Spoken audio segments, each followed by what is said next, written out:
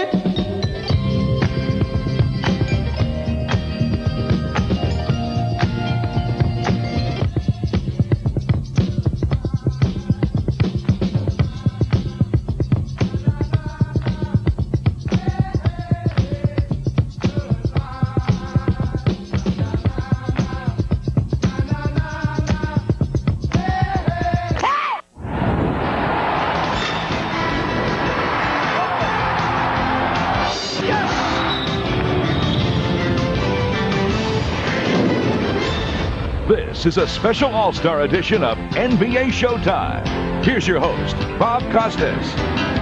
Cleveland, as you know, is home to the Rock and Roll Hall of Fame, but this weekend it might as well be the Basketball Hall of Fame. The greatest players in the game's history, past and present, are gathered in Cleveland. The Western Conference All-Stars have just taken the floor at Gund Arena. This will be a nostalgic evening as the NBA officially celebrates its 50th anniversary. The league will honor its top 50 players ever during halftime, and some of those players for the ages are also today's stars, including Michael Jordan, making his 11th All-Star appearance for the Eastern Conference squad. Hi, everybody. Welcome to Cleveland. Bob Costas along with 16-time All-Star between the ABA and the NBA, Julius Erving. Doc, this is a tremendous gathering tonight. You obviously are among the 50 greatest players of all time, and in a sense, you span the eras, beginning your career in 1971, going through 1987. Well, you're right, Bob. You know, I'm really honored to be the official spokesman of the NBA at 50.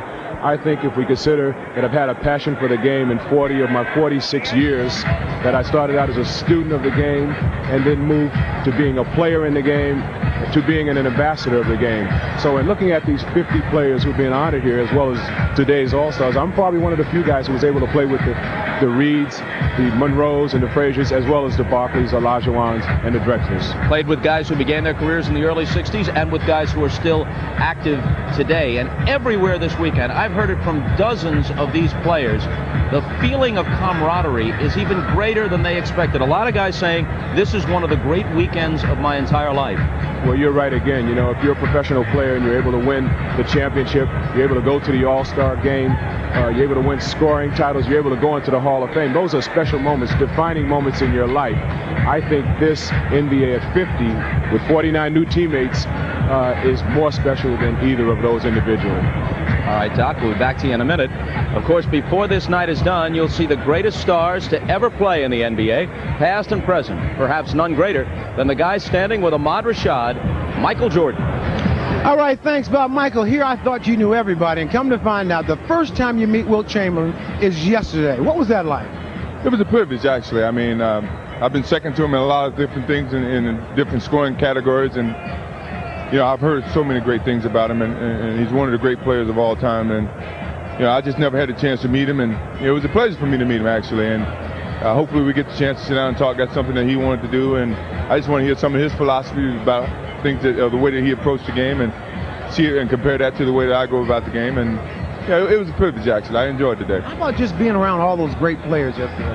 I was in awe, really. I was nervous. I was like a fly on the wall. I was sitting back and looking at all the great players that have come through and how they have made an impact on my career and given me the opportunity to go out and play these types of games and show the talent that I have. And you know, there's a lot of gratitude towards them. All right, have a great game. I will see you during the game, all right? Great. All right, now let's go down to Peter Vesey, who's with Karl Malone. Thanks, Ahmad. All right, I'm here with Karl. Karl, this is your 10th All-Star game. What's it like? It's very tough for a grizzly old veteran like you, as calloused as you are, to get up for a game like this, but this has been very special. You're one of the top 50. What was it like when you walked into that room with the other top guys? Well, when I first walked in there, I said to myself, I should have bought my picture or the book to get it signed, but after I got around all the guys, I said to myself, I just want to sit back and savor this moment. I don't want to get anything signed. I don't want to get any pictures taken. I just want to talk to the guys, and I found myself going over to like Elgin Hayes, Bob Pettit, and guys like that. Guys that play the same position as you? They're the same position, and they said, thank you for keeping it going at that 4th spot. We kind of started, but you had to add a little more to it. And it's kind of neat because those guys right there is people that I admired and looked up to, and I knew their names, but I didn't know some of them faces. And all of a sudden, you meet those guys, and they come up to you and say, God, I'm a big fan of yours. You say, God, I'm a big fan of yours. So you're like a kid in the candy store. But what a great weekend. That right there is probably the highlight of my weekends of any All-Star I've been to, and it's my 10th. All right, well, have a great game, Carl. Going back to Bob Costas. Thank you. All right, Pete, thanks a lot. When Michael Jordan says he's in awe, you know it's a special weekend. When we come back, we'll be joined here on the set by two of the very best ever, Magic Johnson and Larry Bird.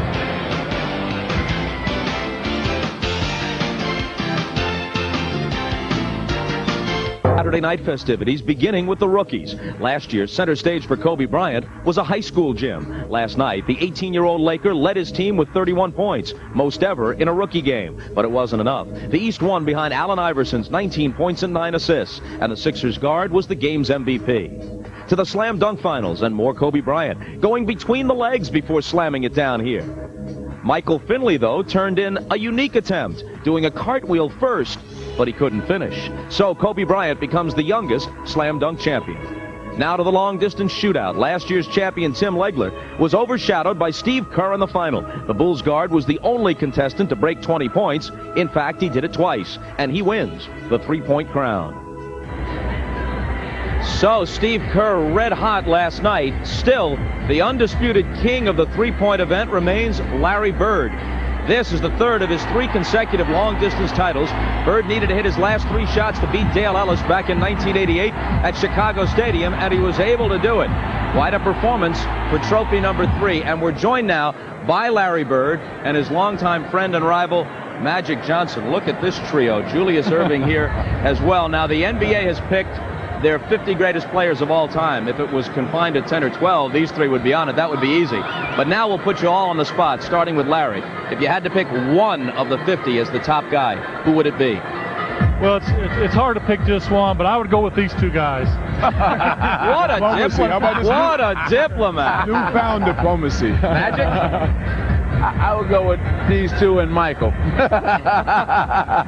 And Doc. Well, with all respect to these 2 guys and Michael, I got to go with Kareem Abdul-Jabbar. You know, I've said this a lot of times before. He started 2 years before me, finished 2 years after me, so he's the guy who was my #1 adversary during my basketball career. And I think when you pick a guy to be the greatest of all time, you got to pick a guy who you played against. Yeah. Talk about guys who were the #1 adversary for each other. Few people in all of sports are linked the way you 2 guys are. I know you've given it some thought. You were obviously great players and would have been under any circumstances, but what would you have been without each other? Well, I would have won a lot more championships, for one. But, you know, actually, Magic made me a better player because I was always watching him, see what he was doing every night, and knowing that I would probably meet up with him at the end of the year made things a lot more special. And being from Boston, we always wanted to play the Lakers anyway, and the Philadelphia 76ers. But, you know, Magic being on the West Coast, he didn't play anybody until the finals, so it made it a lot easier for him. He had a cakewalk in the finals every year. Thank you, guys. Thank you, guys. I think that Larry said it correct. What I would do is, because their games came on first, I would watch the score, and I would say, okay, let me see what he did. And if he had one of them high triple-doubles, he would make me mad, and then I would have to go out and get a high triple-double myself. But I think that we needed each other, and because it made us work hard, not only during the season, but off season, because I knew he was shooting 300 or 400 jump shots a day. I knew I had to be out there doing the same thing. You know, Doc, people talk about Bird and Magic, and maybe some forget that you're right there in the mix in terms of the rivalry. You met Magic's Lakers 3 times in the finals and always stood in the way of Larry and the Celtics getting there. Either you knocked them off or they had to get past you before they got to the Lakers. Yeah, I think people tend to only remember the success stories, and certainly in the 80s, following the 70s, in which maybe Abdul-Jabbar and I took the game to an art form, you know, more like Picasso and Michelangelo. These guys brought it back to earth, firmly rooted in good fundamental play, the passing style, and then they took over the torch that was passed by the 2 guys we just mentioned.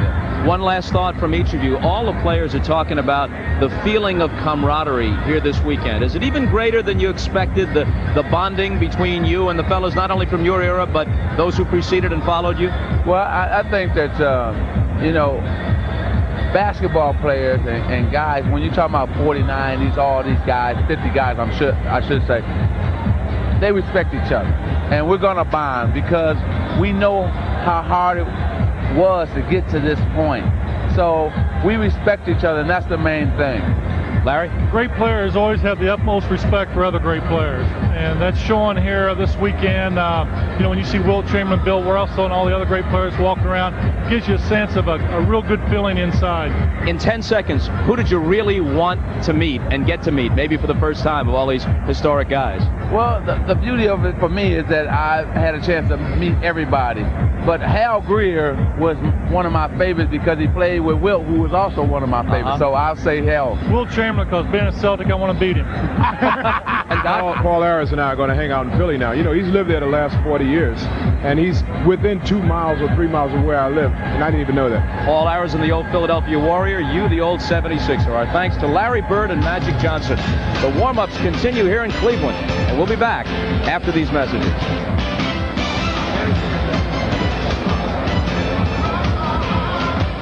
Terrific point guards on display, including, of course, Utah's John Stockton. But this week, Sports Illustrated proclaimed Cleveland's Terrell Brandon as the premier point guard in the league. Lofty stuff.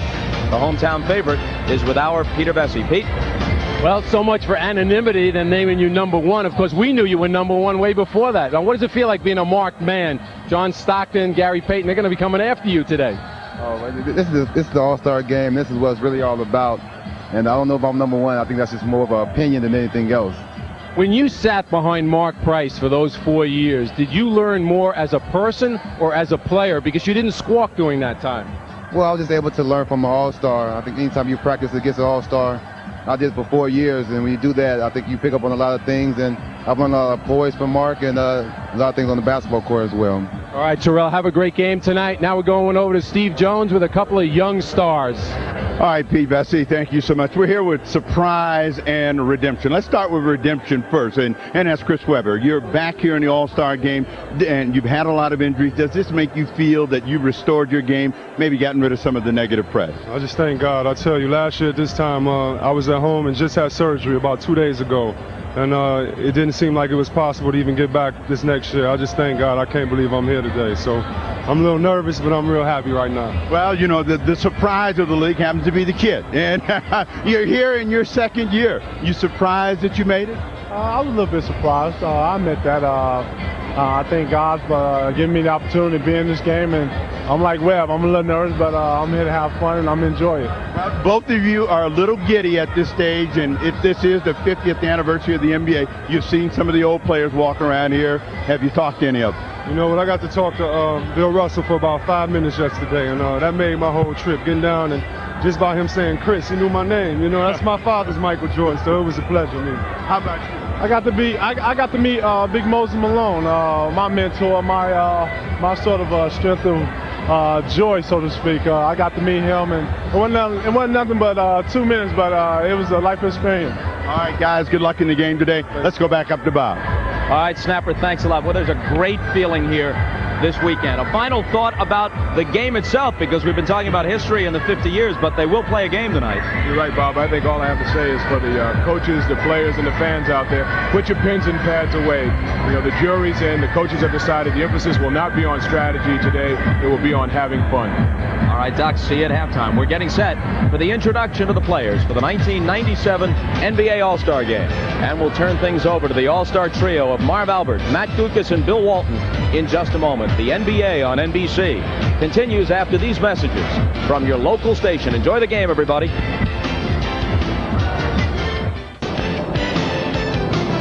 This is the NBA on NBC.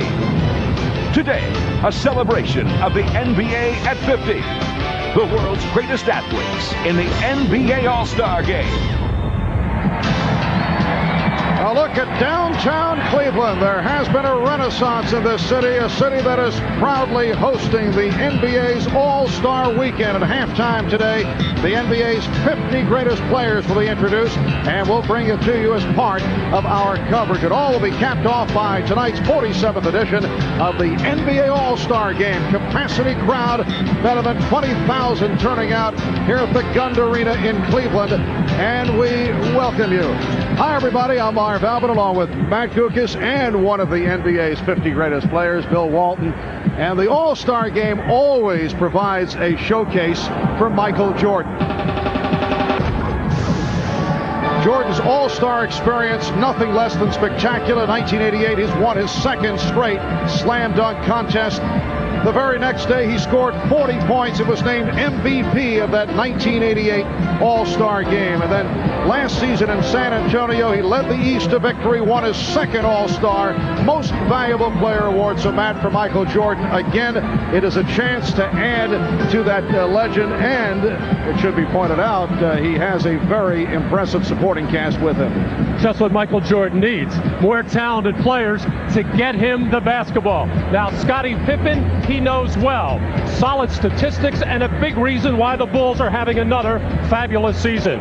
Grant Hill, the heir apparent to Michael, does everything well and makes it look easy. And Penny Hardaway, no stranger to the spectacular, but would much rather make a good pass to a teammate. You know, Mark, with all this help, Michael just could be reaching for another MVP trophy. And Bill, you were telling me, with all that you have accomplished as you look back at your very first All-Star Game in Milwaukee in 1978, there was some very anxious moments. Marv, the pressure is just immense. Now, you're nervous initially because of the awe that you feel for the perennial All-Stars, but you realize very quickly that you need to establish yourself and get your game going. Now, this year we have 5 first-time All-Stars who are terrific players. Kevin Garnett, Chris Webber, and Christian Laettner, who are 3 dominant personalities for their surging teams.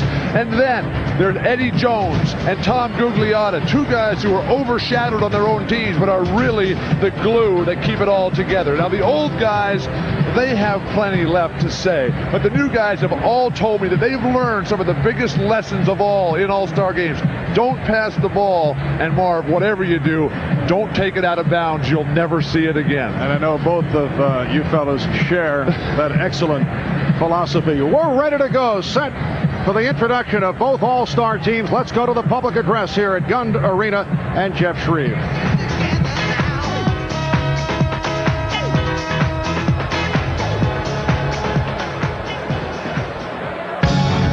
Ladies and gentlemen, welcome to the 1997 NBA All-Star Game.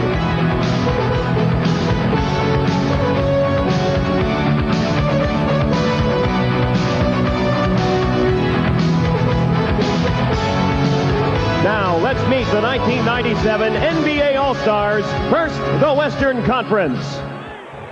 He's making his All-Star coaching debut from the Houston Rockets, Rudy Tomjanovich.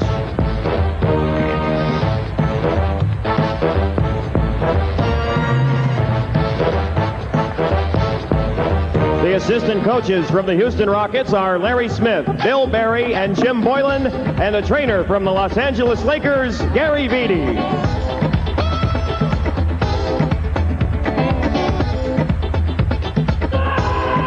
And now the players from the Western Conference.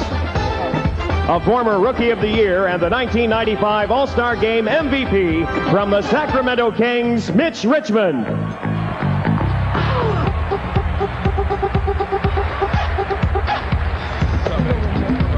He's led his team in scoring for 3 seasons, and this year leads in points, steals, assists, and minutes. From the Golden State Warriors, Latrell Sprewell.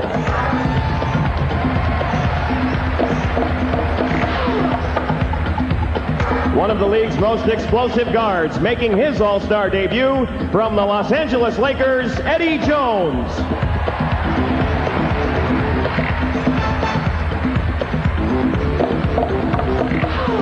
This 5th-year forward leads his team in points, rebounds, and minutes played. From the Minnesota Timberwolves, Tom Gugliotta.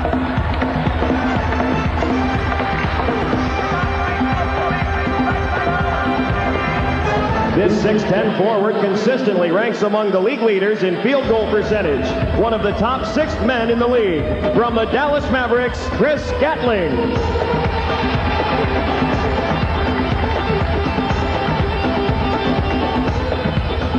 This versatile 12-year veteran boosts the Sonics with outside shooting, rebounding, and excellent all-around play. From the Seattle Supersonics, Detlef Schrempf.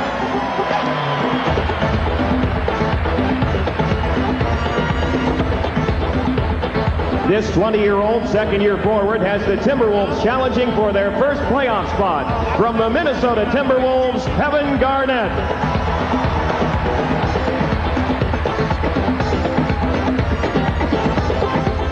Unable to participate and not here today from the Los Angeles Lakers, Shaquille O'Neal. And unable to participate from the Houston Rockets, Clyde Drexler.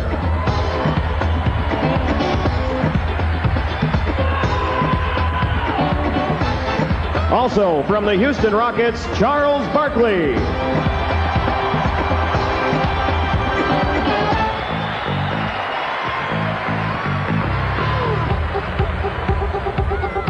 And now the starting lineup. This 4-time All-Star leads his team in assists, steals, and minutes. From the Seattle Supersonics, Gary Payton.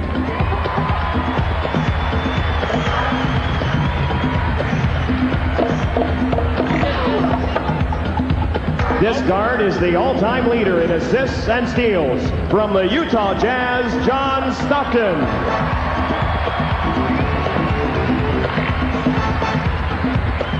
He's the most prolific shot blocker in league history, playing in his 12th All-Star game. From the Houston Rockets, Hakeem Olajuwon.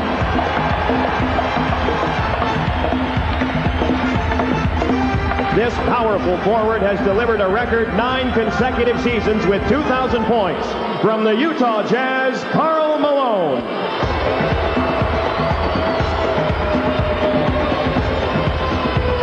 This forward has raised his scoring and rebounding averages in each of his 7 NBA seasons. From the Seattle Supersonics, Shawn Kemp.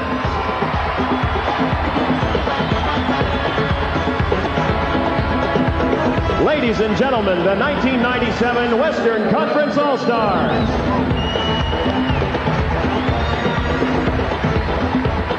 And now let's meet the 1997 NBA Eastern Conference All-Stars.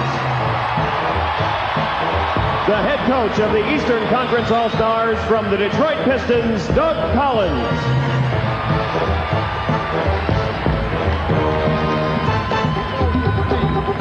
Assistant coaches also from the Detroit Pistons, Johnny Bach, Alvin Gentry, John Hammond, and Brian James. The trainer is from your Cleveland Cavaliers, Gary Briggs.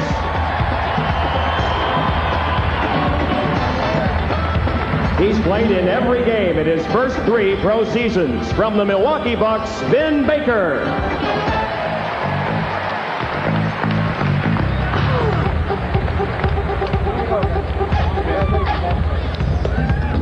This versatile forward is enjoying a career year in scoring and rebounding, making his All-Star debut from the Atlanta Hawks, Christian Laettner.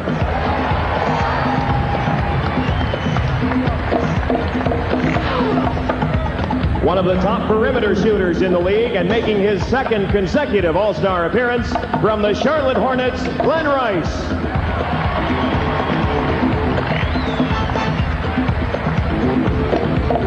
The only remaining member from the Pistons' back-to-back NBA championships, he's making his 6th All-Star appearance from the Detroit Pistons, Joe Dumars.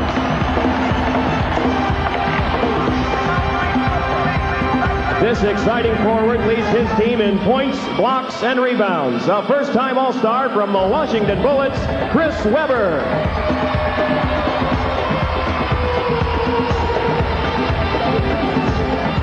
Making his 4th All-Star appearance from the Miami Heat, Tim Hardaway.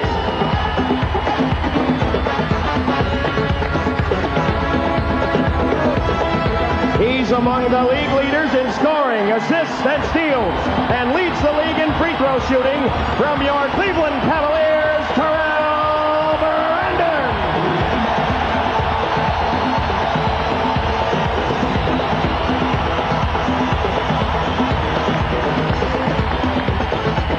Injured and unable to participate from the Miami Heat, Alonzo Mourning.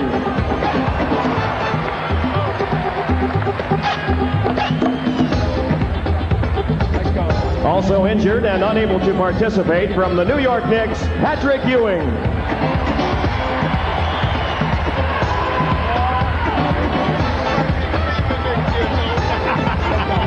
And now the starting lineup for the Eastern Conference. Playing in his 6th straight All-Star game with a 1994 MVP performance from the Chicago Bulls, Scottie Pippen.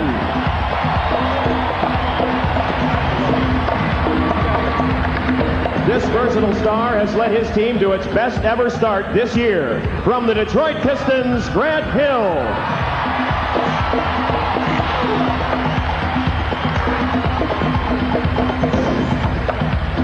He's led the league in blocked shots for a record 3 straight seasons. From the Atlanta Hawks, Dikembe Mutombo.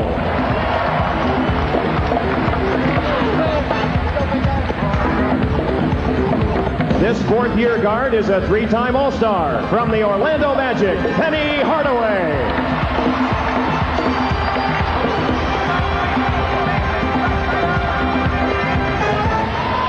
The 4-time league and finals MVP and 2-time All-Star MVP from the Chicago Bulls, Michael Jordan.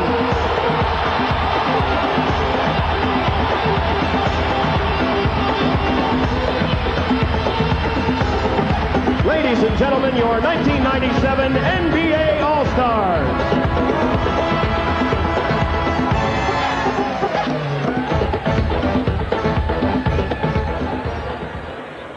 Ladies and gentlemen, please stand for the presentation of colors by the Cleveland Military Processing Station. Detail, hope,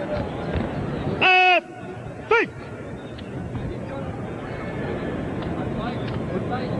Performing the Canadian National Anthem, please welcome recording artist Amanda Marshall. Oh, Canada, our home and native land, true patriot love in all our sons' command, car ton bras c'est porter l'épée, il sait porter la croix, ton histoire est une épopée des plus brillants exploits. God keep our land glorious and free. Oh, Canada, we stand on guard for thee. Oh, Canada, we stand on guard for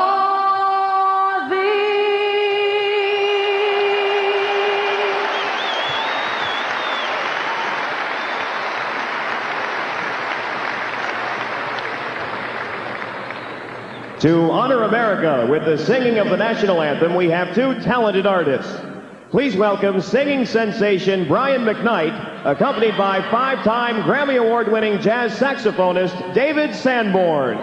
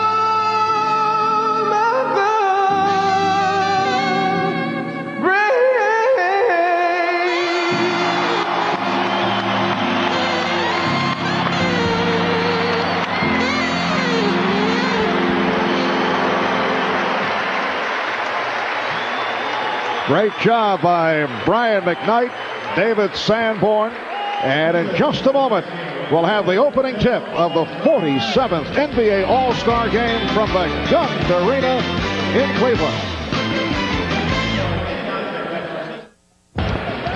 Welcome back to Cleveland, Ohio, and you have to wonder, has this now become all-star tradition? The target tonight, Dikembe Mutombo of the Atlanta Hawks. A year ago in San Antonio, you may recall, right before the introduction, Michael Jordan attempted to pull down the pants of Penny Hardaway to the amusement of the rest of the squad. And moments ago, backstage, yes, the combination of Hardaway and Jordan ganging up on Mutombo.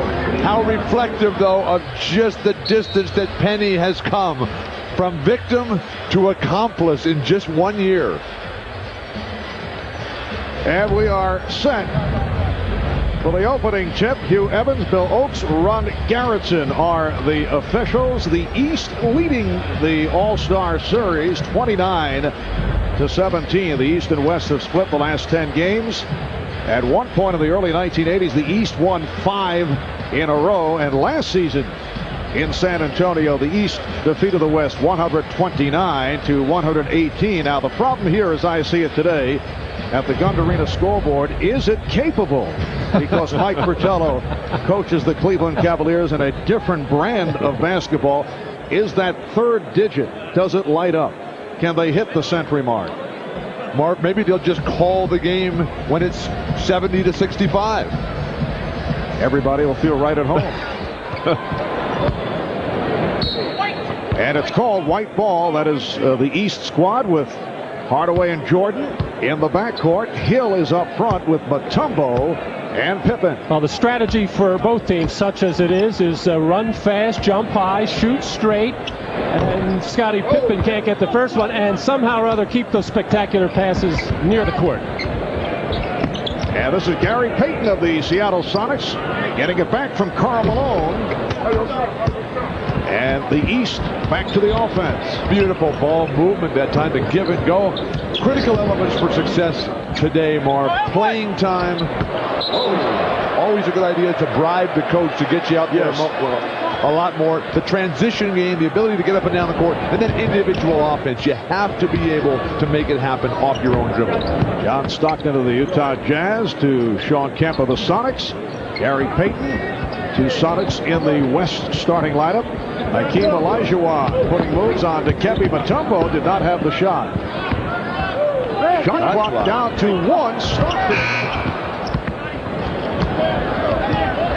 And here comes Pippen. The drive, and he's fouled. So Penny Hardaway will go to the line. Penny Hardaway has played only 19 games this season due to knee injuries, averaging 20 points, 5 assists for the Orlando Magic, a team that is coming on fast. And playing very well, not only because Penny's back, Nick Anderson is back, Ronnie Cycli is having a terrific season, everything falling into place for the Magic. You can remember Penny's first All-Star game, well, actually 3 years ago, very nervous in the first half, and has come out ever since then and been much more aggressive, not worrying or deferring to anybody. A couple of mismatches out on the floor. The West has 2 point guards in Stockton and Payton, the only 2 on their team. 2 big forwards for the West and 2 versatile ball-handling small forwards for the East. Payton off the fake. Olajuwon picked up on the double team. There is some defense, guys, being played out there here in the early going, but a 3 for Payton. Off the nice pass from Hakeem, talking to the Dream before the game, Mark. Fast ended for him today. He lost about 5 pounds during the course of the month of Ramadan, and he got to eat today for the first time. He's feeling great. That was Michael Jordan's first shot attempt, and here is Grant Hill unleashing his first. It's the East 4, the West 3. That's a tough matchup for Sean Kemp, having to try to guard Grant Hill out on the floor. You'd rather see Grant take that jump shot because he's about the best in the league at beating you off the dribble. Hakeem with the good forearm up high. And a foul is called. Bill Oakes with the call as you take a look back at the pass from Hakeem. Hakeem is so talented, Mark. He's able to step out and play that high post going up against the much taller Dikembe Mutombo. Jordan fouled by Payton. Here's that nightmare matchup for Sean Kemp, trying to watch Grant Hill. Has to give ground, has to back up, but he could at least offer a hand up in his face. Michael Jordan, who has some very pleasant memories of big games that he's played here in Cleveland, had his career high 69 at the Richfield Coliseum. And Gary Payton's got to know, what did I do wrong? Last Sunday, he had to watch Michael Jordan drill him and others for 45, and here he has to guard him again in all-star competition. Michael, in practice yesterday, told me that he's a little bit more relaxed this year. Last year, after the 2-year layoff, he came out so focused, so intense. He's going to enjoy himself a little bit more with all the festivities. There's been a smile on Michael's face all weekend. Hakeem Olajuwon has tied the game at 5. Hakeem Olajuwon, one of 3 Houston Rocket All-Stars, but Clyde Drexler, Charles Barkley sitting it out because of injury. Jordan tried to twist that one home. Here comes Payton. The look away to Stockton. Yes. And the West leads 7-5. John's been on the receiving end of a couple of passes earlier in the game when it first started. He was in the post before. Got a nice pass from Sean Kemp, and there a good feed from Payton. Well, John's just not used to playing with a lot of guys who handle the ball in the up and down game. What a tumble! Consecutively, another opportunity. Oh, almost a hat trick. The game tied at 7. They held Karl Malone. Karl Malone, who has been into it verbally from the introductions today with Scottie Pippen. Karl got out in transition, and Scottie just reached out and grabbed him, held him. Obvious foul. Foul was called on Jordan. That is his first. And here's Kemp from long range. A 3 for Sean Kemp, who has been struggling recently, but he's been hitting the 3. He's been looking for the 3 more frequently this season. Went through the hands of Mutombo. Beautiful passing by Penny. I think that's one of the great things about the All-Star game, Marv, is the creativity that you see, not only in shooting, but in the ball movement as well.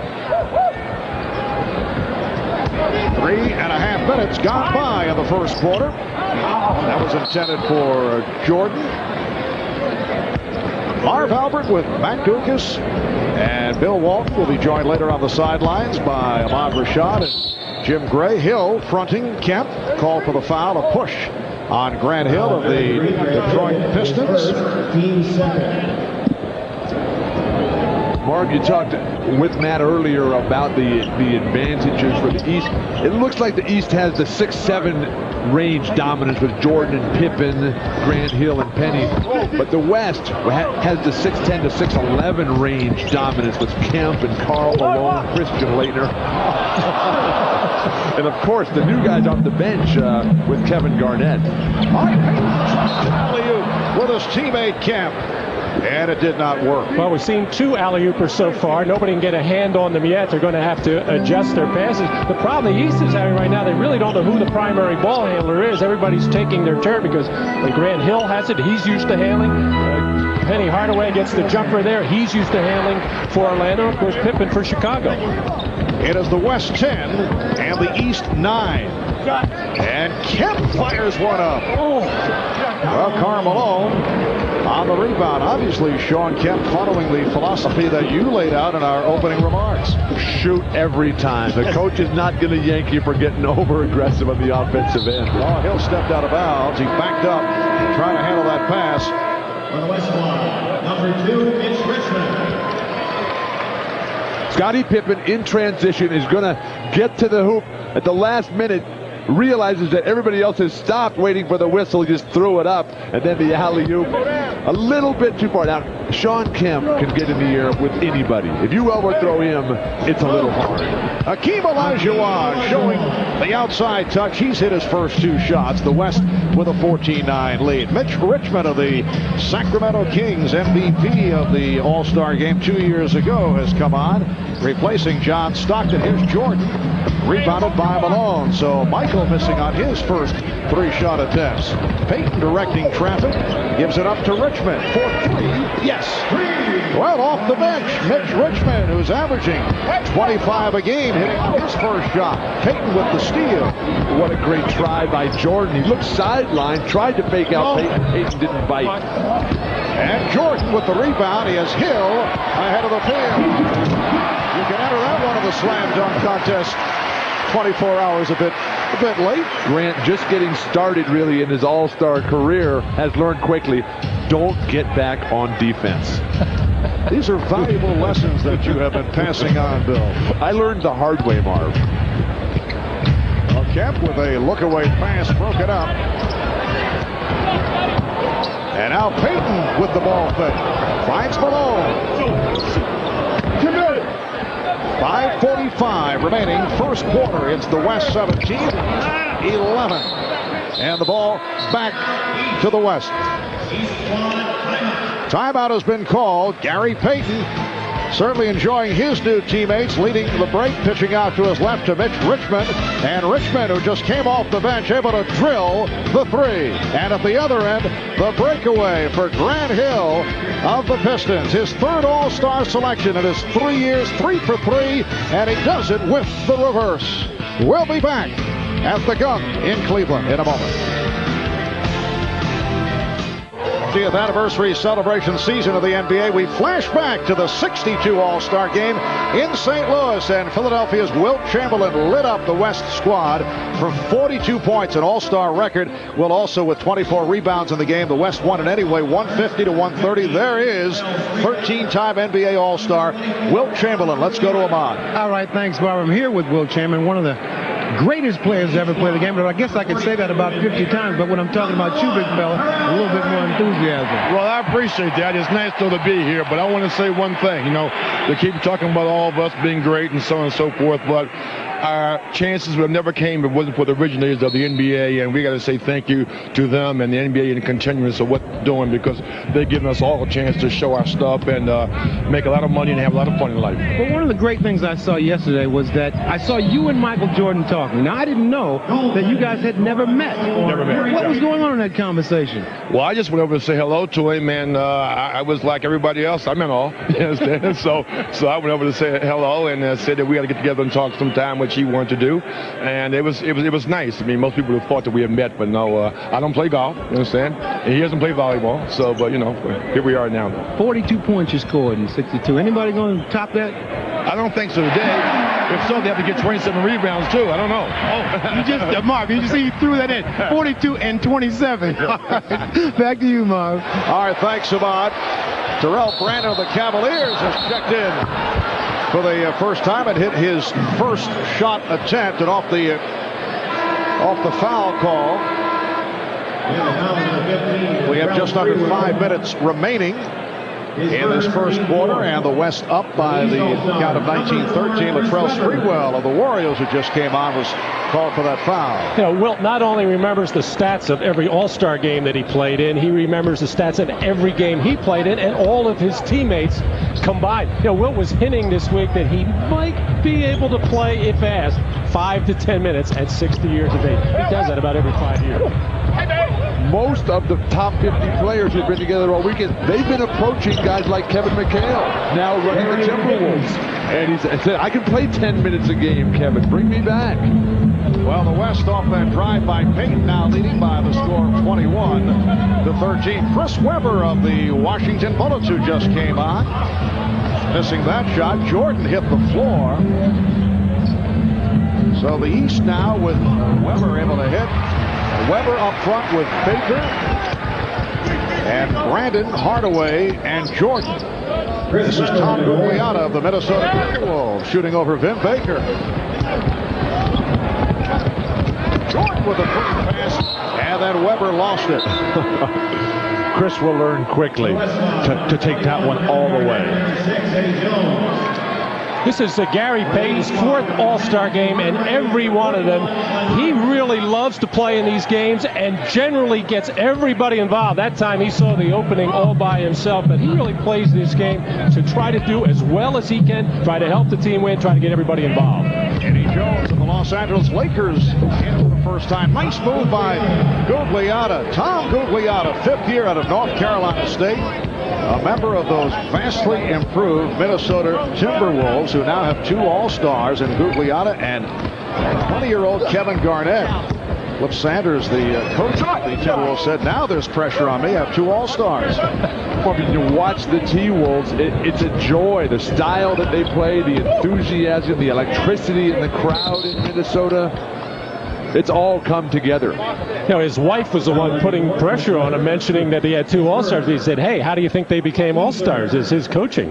But he is absolutely giddy at the prospects of Kevin Garnett, at the potential that he has, the leadership, the maturity at just 20. Plus, young Stephon Marbury, who, like Garnett, is a prodigy. Just unbelievable talent. Mark, in talking to all the guys who were here for the first time, when you come out of high school and on to college, some of the guys don't even go to college anymore, but they all think that they're just going to step right in and be here initially. And then it's a humbling experience when it doesn't happen the very first time. And then they realize after watching Jordan and Pippen and all the all-time guys how hard you have to work. Then they get back to it. And you have to give all the credit in the world to Gugliotta and Leitner and these guys who have come really from the depths now to the peak of the mountain. You mentioned the jump from high school in the case of a Garnett or a Kobe Bryant of the LA Lakers, who won the slam dunk competition last night.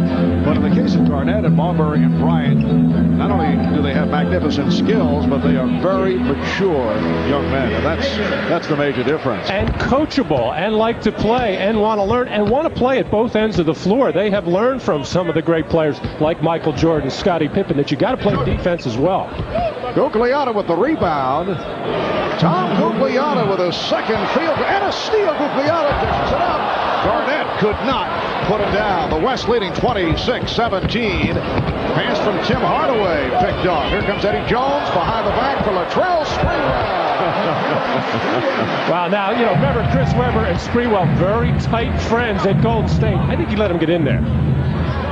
Hardaway and Brandon now play in the backcourt. Brandon. And the crowd here in Cleveland loves it. Terrell Brandon in his second straight All-Star appearance, averaging 20 points, 6 assists for the Cavaliers. Sprewell drills it. So the West up 31-19. That's a 3 for Latrell Sprewell. The game really heating up offensively. Mark, back to your point about the young guys and the maturity. Mark, my experience has been that the better the player, the more he wants discipline in his program. And that's what type of skill, that's what kind of maturity these young players have exhibited at this All-Star game. Garnett, played by Webber. Garnett looking for the step, pulled it back. Rebounded by Webber. Not a lot of shot blockers out there. Time to get all the way there. Chris Webber's really having trouble getting his shoot time. And then Baker rebounds, but a foul is called. And a timeout is taken. Well, the number 1 thief in the NBA, Eddie Jones, showing you why. Right in the passing lane, picking off an easy one there. Handling the ball in the middle of the break. Fancy behind the back pass, as Eddie Jones has really developed his all-around game. And Latrell Sprewell can really do this. Take it to the hole. Well, always a host of notables at the NBA All-Star Game. That's the capacity crowd. Heavyweight champion Evander Holyfield. Olympic double gold medalist Michael Johnson. And another gold medalist, Bill Murray, in his own mind. And we go to Jim Gray. All right, thank you very much, Marv. I'm joined by Charles Barkley. He's in his 11th All-Star game, second one he's had to miss, and he's got David Robinson Jr. here on the bench. Daddy David sitting behind us. He also hurt from San Antonio. Charles, how difficult to sit out an All-Star game, and when will you be back? I'm ready to go Tuesday. I'm looking forward to going back to my team. We've been struggling. We got to get back on track. But, you know, this has been the most fun All-Star weekend I've had since my first game. Getting a chance to hang out with those other 50 players. It was one of the most emotional times of my life. This has been a perfect weekend. You really were almost like a little kid. You had your book and you had all of them sign it, didn't you? Well, I think for two reasons. Number one, the black guys took all the chances and made it possible us guys to have to flourish the way we are today, and all the other guys total, they brought the NBA to where it is today, and we owe them a great deal of gratitude and respect. Charles, do you begin to cherish these moments just a little bit more when it gets put into a historic perspective like it has this weekend? I think a little bit, but also I think as you get down to the end of your career and you realize you're not going to play in that many more All-Star games or you're close to the end of it, it becomes more significant. Now the West has a big lead right now. It doesn't seem as though they're missing your talents. Well, I think, I don't show up my game until the fourth quarter, so the first 3 quarters, they won't miss me. All right. Congratulations, Charles. We look forward to seeing you in the next couple of weeks. Thank you. Marv? All right, thank you, Jim. Some of you may have seen Meet the Press earlier today here on NBC. Among Tim Russert's guests, Charles Barkley. NBA Deputy Commissioner Russ Granick had contacted Charles about this last week, and Barkley said to Russ, finally, I'll be talking to my audience. And the Rockets will certainly welcome Charles back. Clyde Drexler will be out for a while, though, but Barkley, as you heard, will be back Tuesday. Houston has lost 6 straight games. The West 34 and the East 21 with a half-minute left in this first quarter. Here's Glen Rice, who has been on a tear for the Charlotte Hornets. And back comes Mitch Richmond.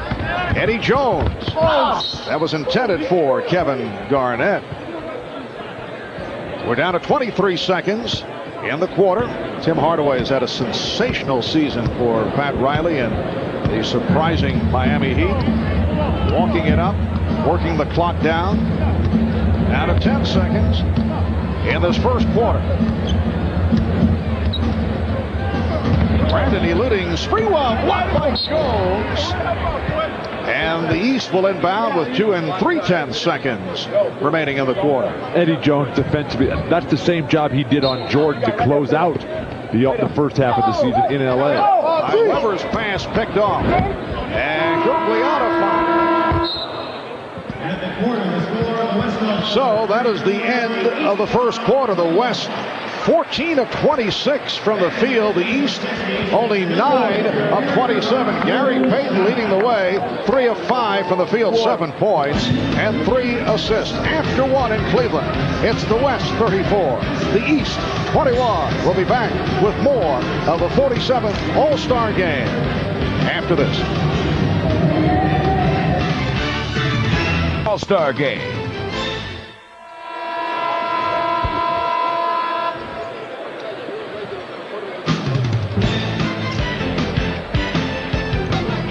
Well, among the special moments of this weekend, the All-Star Game halftime celebration. Members of the group selected as the 50 greatest players in NBA history will be introduced.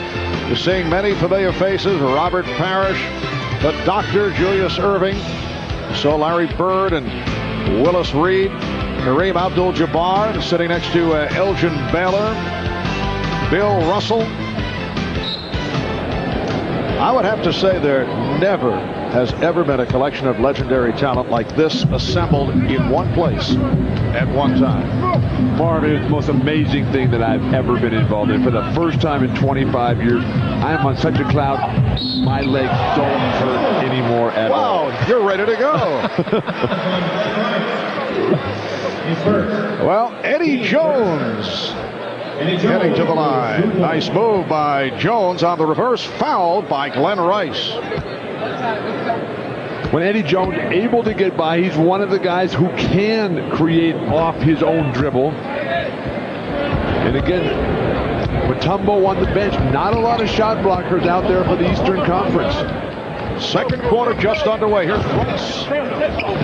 Rice off the follow going Rice. John Stockton back on the floor. In the back row, Latrell Sprewell. Here's Slurry going with the left hand and rebounded by Brandon. Setting the East. Brandon with Hardaway in the backcourt. Baker, Weber, and Rice up front. Brandon eluding Sprewell. And rebounded by Garnett. Well, Terrell Brandon did say before the game he was going to be very offensive-minded and shoot the ball a lot. I think he has kept his promise. Every time he's touched it, he has launched. And Jones fouled by Brandon. Now, Terrell Brandon is so used to playing pick-and-roll basketball. Now he's playing off on the wing as a shooting guard and looking for every shot as his parents in the stand, Charles and Charlotte. Charlotte, the head of NBA Moms. Terrific program for the players around the league where the mothers get together and communicate, available to the players when they come into that city to talk to them. And Terrell was asked if he would ever do that. He says, no, I got my mom. I call her all the time. But it is an extremely nice gesture because Charlotte Brandon does live in the Portland area, and they've extended to some of the young players like Dwyane O'Neal of the Portland Trailblazers. That won't count. Foul called before the shot.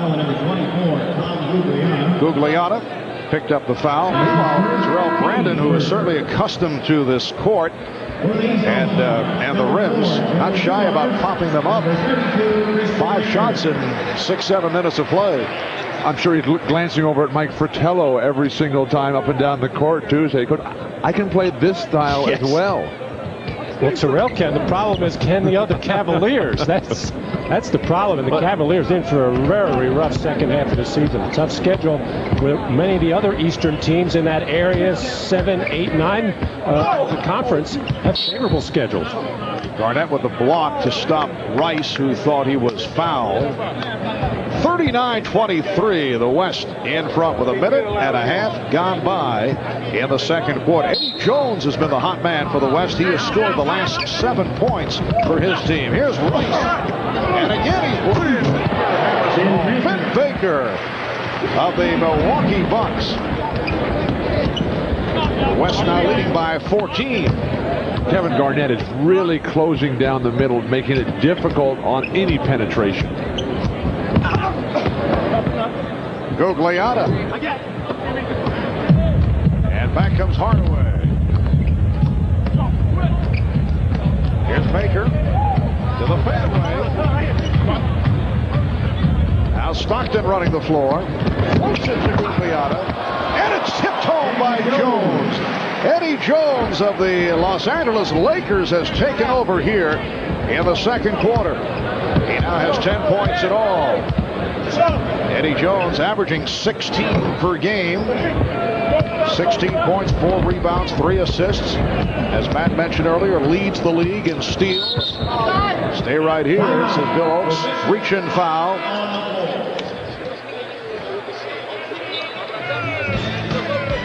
Well, Vin Baker very active around the basket, and when the shot blockers go up, they are not in good position to do anything else, and Vin Baker takes advantage of it. Very strong around the basket, muscles through. No big men in there to stop him. A terrific job by Tom Gugliotta, not with a lot of blinding speed, but turned it on at midcourt, ran right to the rim, ball delivered on time. Tonight's game, and continuing a tradition of 72 years of providing aerial coverage at the nation's top sporting events, the Goodyear Blimp from high above Cleveland. What a second quarter it's been for Eddie Jones, who was the most valuable player of the All-Star rookie game some 3 years back in Phoenix, and enjoying this, his first All-Star selection. And Eddie is not waiting for anything to happen. He is making it happen. The drive on the baseline, and not taking for granted that Gugliotta would make that layup, followed it beautifully.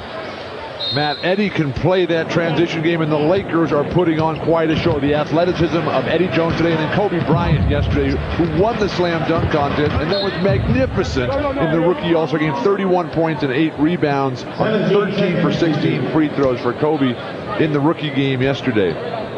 For the West, Detlef Schrempf of the Seattle Sonics has come on for the first time. A three-pointer. John Stockton has 5, and the West increases its lead 44-25. We are early second quarter. Here's Christian Laettner. Well, the West is just doing a better job of moving the ball, finding the open man, consequently getting a lot of open shots. So Dumars of the Pistons on the floor for the first time could not handle that low pass. Oh, away from Jones for Schrempf. So Detlef with his first field goal as the West with a 46-25 advantage. Joe Dumars, a late addition due to the injury suffered by Alonzo Mourning. Now Baker posting up, getting deep, and drew the foul. Foul on Gugliotta. Stockton is so crafty at finding guys. He gives it up early, and then Eddie Jones, the presence to find the finisher, Detlef Schrempf. The best drill in basketball to practice, and the most fun, is the 3-on-2 conditioner, Marv, which was a drill invented by John Wooden. That's what this game is like, just up and down with the fast break and the If you don't get it, just quickly get to the other end. Well, Matt and I understand that, but we thought it was very unusual that you would run us and the entire crew through that drill prior to tonight's game. I like the two-part where we just stand there. Don't have to move. The West by 20. Malone is back. He is up front with Schrempf and Gugliotta. Stockton in the backcourt with Jones. Stockton penetrates. Marv, so many of these games are games of streaks, though, where a team will get way out and the other team will come back and score 20, 25 points in a row. Michael Jordan is back on the floor. Again, Baker posting, drawing the double team. Jordan, yes, and it counts. The foul committed by Schrempf, and for Michael Jordan, that is his first field goal. Well, Michael has a little bit of a look of determination right now coming off the bench. I think he's disappointed along with the rest of the Eastern squad with just 26 points up until that point in almost a quarter and a half. So Michael, instead of trying to do something with the ball, working hard without it. But you love to see the big guys, Vin Baker that time, but nobody's doing it better than But the big guys passing the ball out of the low post. Vin Baker, nice in the triple threat position. Bill, a very effective yes call. Just kind of slid it in there during the course of the conversation. Had it patted away by Leitner. And here's Dumars, the East showing some sign. Oh, Hill lost his balance. Jordan. Rebounded by Chris Gatling of the Dallas Mavericks. Notice for the first time in All-Star history, the players are wearing their individual team uniforms instead of that generic look. Mutombo saying, don't come back in here. He did wave the finger a little bit, oddly enough, and he's upset about it. He's been called for a couple of taunting technicals after blocking shots and waving that finger. Don't bring that in here. Bill, how would you have reacted to that from an opposing player? Would have grabbed it right back and dunked it in his face. Exactly. That's the kind of answer we wanted. Here's Gatling. Why did I think you would answer in that manner? Here's Hill on the drive. Late to try to rebound while on the floor. Schrempf from Malone. And intended for Gatling. Timeout has been called by the East with 6:56 remaining in the first half. The West up by 18 points a moment ago. Michael Jordan on the follow, following the missed free throw, takes it right to the rim. So Michael Jordan with a couple of buckets in the second quarter. The West 48, the East 30. We'll be back with more of the All-Star Game in a moment. Collins and Rudy Tomjanovich are making their all-star coaching debuts. Both have appeared as players. Collins selected in 4 straight all-star games, starting in 1977 as a member of the Philadelphia 76ers. And Rudy Tomjanovich, a 5-time all-star for the Rockets back in the 1970s. Let's go to Jim Gray with Rudy T. All right, thank you very much, Marv. Rudy, what are you trying to accomplish here in an all-star game as a coach? Well, first of all, everybody have fun. Do what you can do best, and everybody get a shot at it.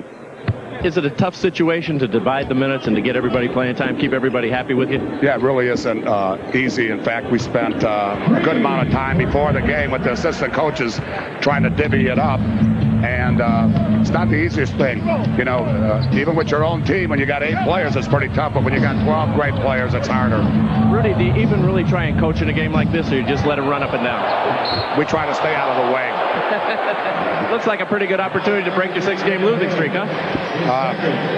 We'll see. I hope so. How about the second half of the season? Are you concerned? You have that 6-game losing streak. A couple of your guys are injured, not playing today. Are you concerned as you go here in the second half? Yeah, of course we're a little concerned, but I felt a little better because I saw Charles Barkley in the locker room today down in a defensive stance sliding, so that makes me feel better. Rudy, thank you. We'll let you get back to coaching. All right, thank you. Marv? All right, thank you, Jim. Rudy Tomjanovich, in his first all-star coaching appearance, guided the Houston Rockets to back-to-back NBA titles in 1994 and 95. And Rudy told me before the game that's the first time he has seen Charles in a defensive stance this year. Here's Dumars. Dumars. The West up 51-30. Matt resorting to cheap shots in this first half. I think Charles is an outstanding defensive force in the NBA. Now, speaking of the coaches, though, everybody's been teasing Doug Collins all week how he's going to manage the minutes to get his guy, Grant Hill, that MVP opportunity. But Jordan has outplayed him by 2 minutes so far as they're both on the floor this minute. Grant to this point quiet, 2 of 3 from the field. Christian Laettner has had an outstanding season as a member of the Atlanta Hawks, averaging 19 points, 9 rebounds. Air ball from Malone, and then the foul, or deflected out, no foul, deflected out of bounds by Schrempf. Scottie Pippen is back, replacing Joe Dumars. All of the East squad a little bit leery of Doug Collins, who will forever be known as the kissing bandit after landing one on Terry Mills a couple of weeks ago after he hit a clinching three-point shot right on the lips. That is, as you well know, these things can happen during the course of an NBA season. And Pippen fires the three. Laettner with the rebound. So it's the West 53 and the East 34 as we come up on 5 minutes remaining in the first half. Richmond for 3. Mitch Richmond with his second from downtown. The West up now 56-34, and Hill is fouled by Schrempf.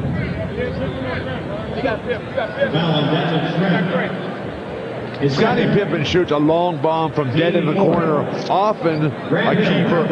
Fast breaks the other way, but nobody gets on Christian Laettner, and he just overpowers his way. Oh, what a turnaround for Christian Laettner, who was always under siege in Minnesota as the culprit for all the problems they had. He was telling me the other day, he said, we had all these coaching changes. We never really had a solid point guard. And he said, I'm the same guy. I'm the same player. I just happen to be playing on a better basketball team that happens to have a key player like Dikembe Mutombo, who's going to cover up a lot of mistakes. And, of course, Mookie Blaylock, Steve Smith having outstanding seasons for Lenny Hawks.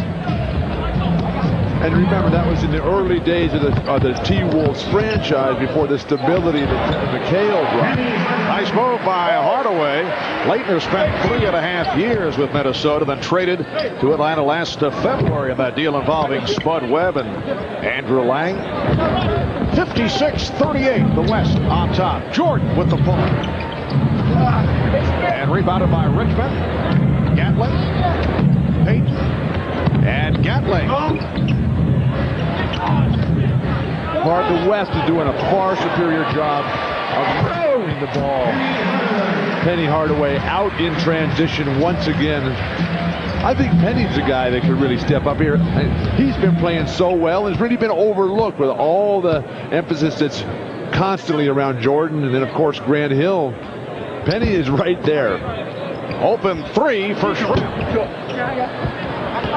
The West leading 56-40, and the ball goes back to the West. Yeah, the last 2 times we saw Penny Hardaway try to throw ahead to Michael Jordan, that time Grant Hill, although he's not really in a position to catch and do anything with it. And Gatling not able to hit.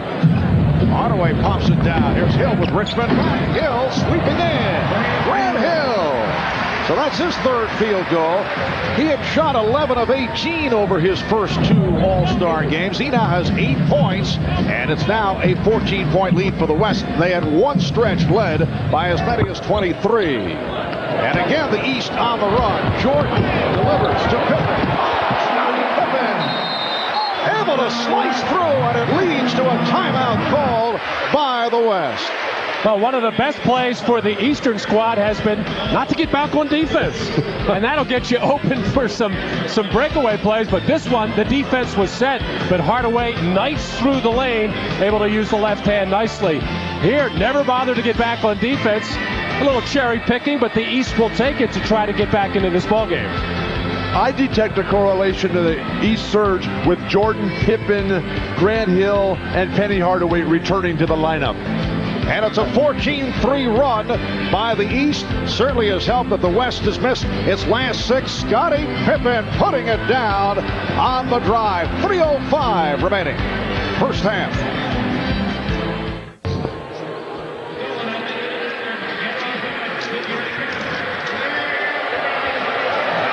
All right, a 14-3 run by the East. The West having its shooting problems the last couple of minutes. Eddie Jones has led the way. He's had a very strong second quarter as we welcome you back to Cleveland.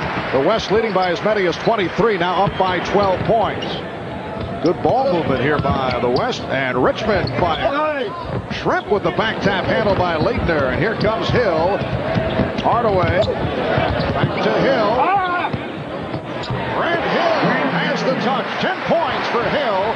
It's a 10-point West lead. Marv, Penny Hardaway is distributing that ball beautifully and so effortlessly on the money every time. A thing of beauty. Peyton. Well, they've missed 8 straight shots. Current combination on the floor for the East has helped bring them back. Nice move by Jordan. And then pitches out to his teammate, Scottie Pippen.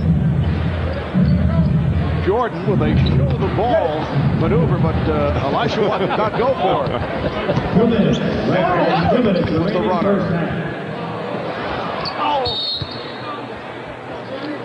And a loose ball foul. The West now has missed 9 consecutive shots. Peyton was called for the foul. His second. I think Michael enjoyed that show the ball maneuver that has worked on many an occasion.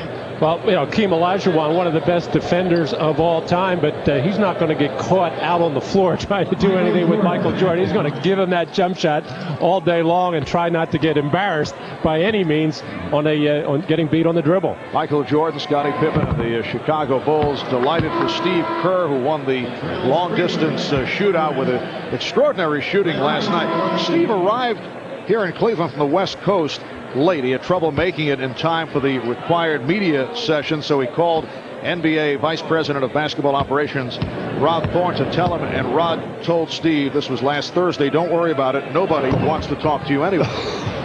But the electricity in the air while Kerr was putting on that incredible demonstration of shooting and the concentration you see in that young man, fabulous. They wanted to talk to Steve after that performance last night.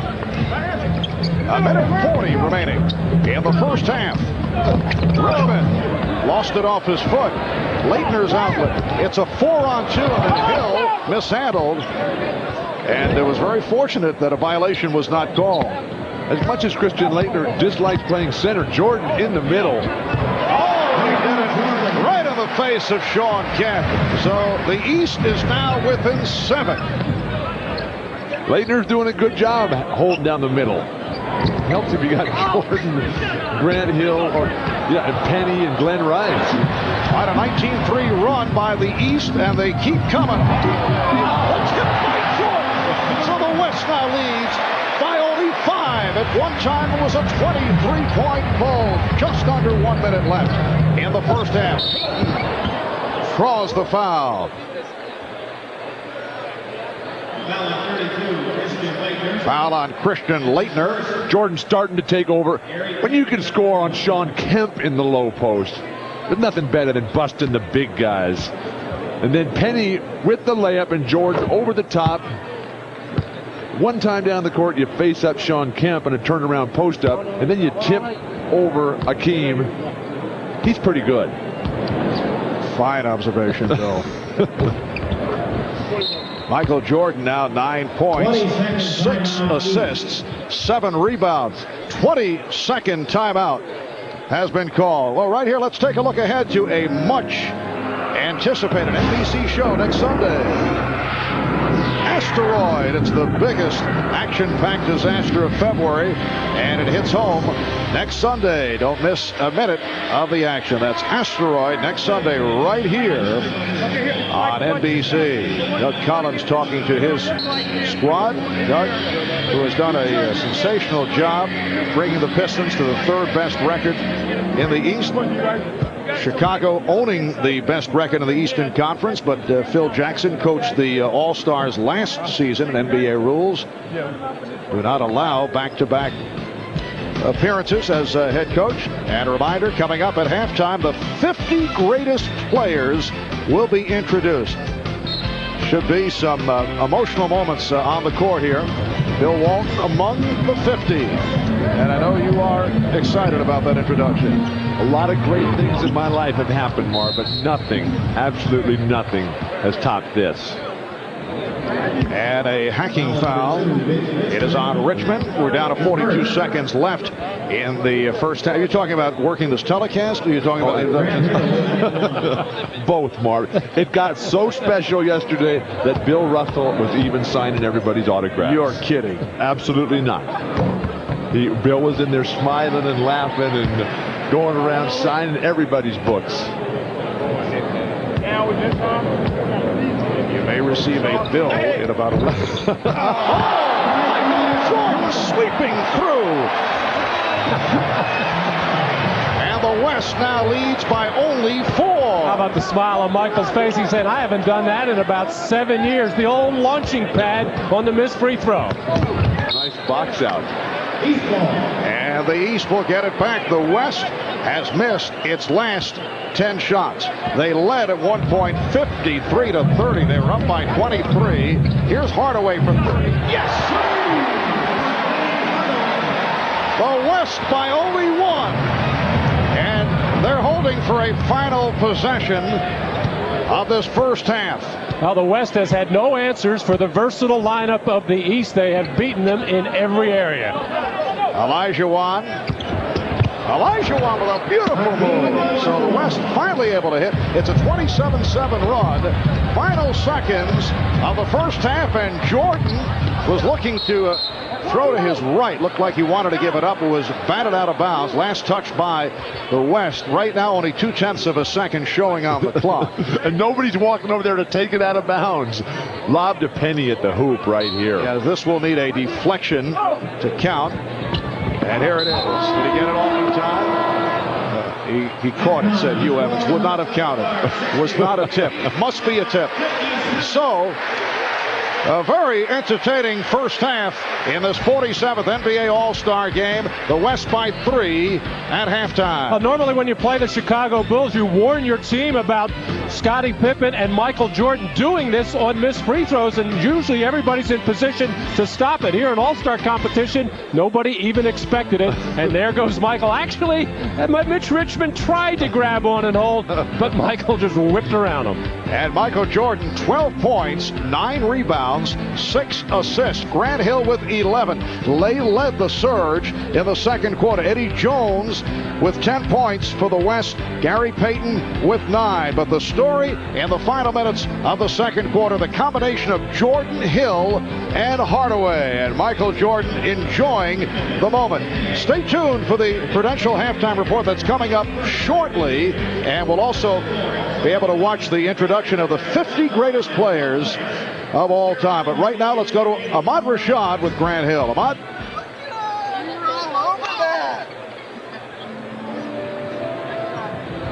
But listen, Grant, you're all over the floor. When you're playing a game like this, you want to win it. And you guys really came on strong in the second quarter. Yeah, the West team came out with a little bit more energy. And, in the second quarter there, Doug just said, hey, let's go out there and give it all we got. And they got Michael out there, and he got us going. And I think we're down 3 now, so now it's a ball game. Could you try to stand up a little bit longer? You've just been on the floor quite a bit. Yeah, I've been falling. I got knee bruises all over the place. I'm falling all over the place. I'm the dirty man. I'm the Kurt Rambis. But now, how important to play in an all-star game like this with all these 50 great players in attendance? It's tough, a little pressure. It's one being here on national television, being in an all-star game, but then you got guys who idolize all your life in attendance here, and get a little nervous. But I think once you get through those nerves, go out there and play basketball, have fun. All right, I look forward to a strong second half. So do I hope so. All right, thanks, Grant. Back to you, Marv. All right, Ahmad, and coming up in a moment, Bob Costas with the Prudential halftime report. That's right after these messages.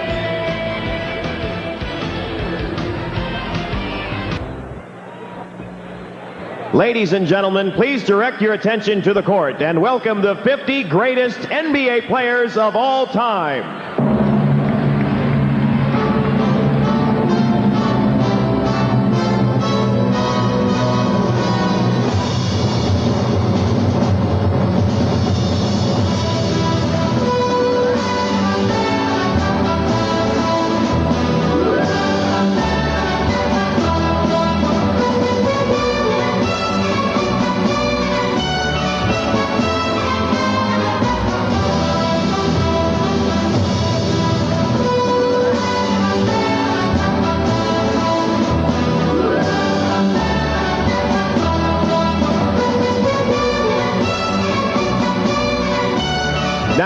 Let's meet the 50 greatest players in NBA history.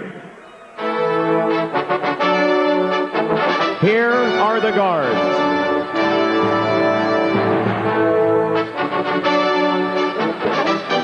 From the Chicago Bulls, number 23, Michael Jordan.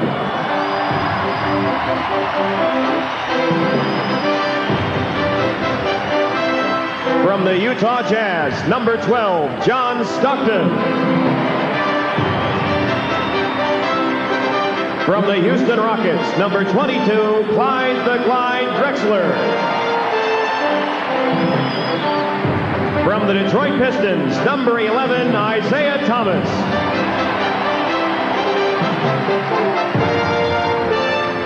From the Los Angeles Lakers, number 32, Earvin Magic Johnson.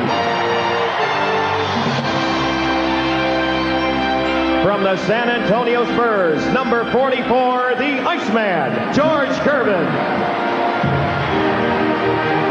Represented by his two sons, Joshua and Jason. From the New Orleans Jazz, number 7, Pistol Pete Maravich.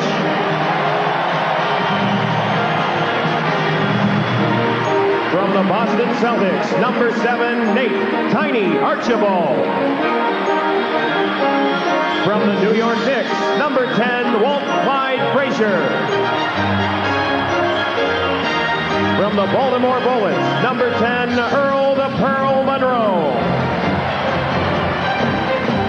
From the Detroit Pistons, number 21, Dave Bing. From the Milwaukee Bucks, number 1, the Big O, Oscar Robertson. Unable to be here is number 44 from the Los Angeles Lakers, Mr. Clutch, Jerry West. From the St. Louis Hawks, number 19, Lenny Wilkins. From the Philadelphia 76ers, number 15, Hal Greer.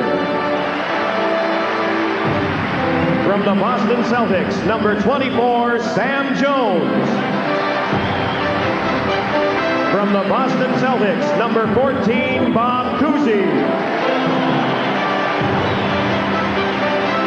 From the Boston Celtics, number 21, Bill Sharman. Ladies and gentlemen, the guards.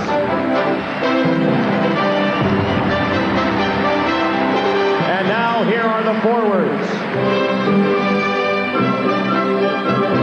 From the Chicago Bulls, number 33, Scottie Pippen. Originally from the Philadelphia 76ers, number 34, Charles Barkley. From the Utah Jazz, number 32, the mailman, Karl Malone. From the Los Angeles Lakers, number 42, James Worthy. From the Boston Celtics, number 32, Kevin McHale. From the Boston Celtics, number 33, Larry Bird.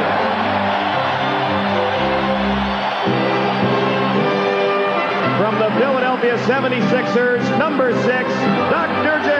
Julius Erving. From the Washington Bullets, number 11, the Big E, Elvin Hayes. From the Philadelphia 76ers, number 32, the Kangaroo Kid, Billy Cunningham. From the Golden State Warriors, number 24, Rick Barry. From the New York Knicks, number 32, Jerry Lucas. From the New York Knicks, number 22, Dave DeBusschere.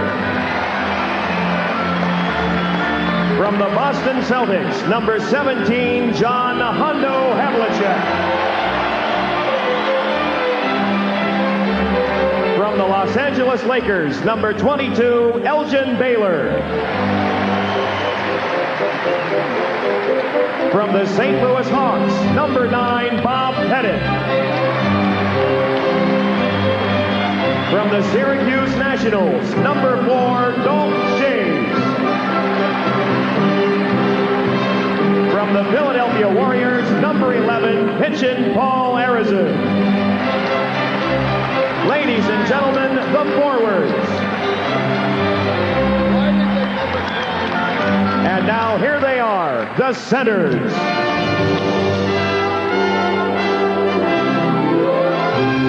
Unable to be here from the Los Angeles Lakers, number 34, Shaquille O'Neal. From the San Antonio Spurs, number 50, the Admiral, David Robinson. From the New York Knicks, number 33, Patrick Ewing. From the Houston Rockets, number 34, Hakeem the Dream Olajuwon. A former member of the Boston Celtics, number 00, the Chief, Robert Parrish.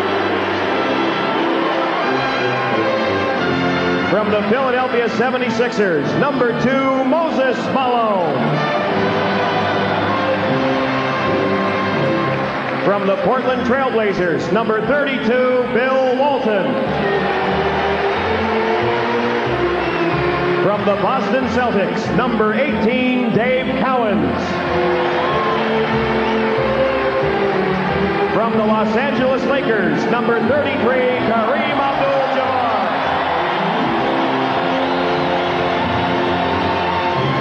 From the Washington Bullets, number 41, Wes Unseld. From the New York Knicks, number 19, Willis Reed. From the San Francisco Warriors, number 42, Nate Thurmond.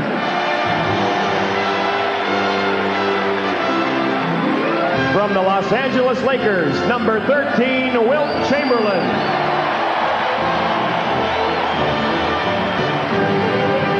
From the Boston Celtics, number 6, Bill Russell.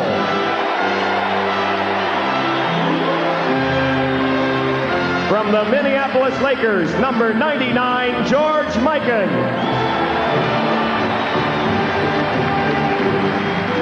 The centers. Ladies and gentlemen, let us salute together the greatest NBA players of all time.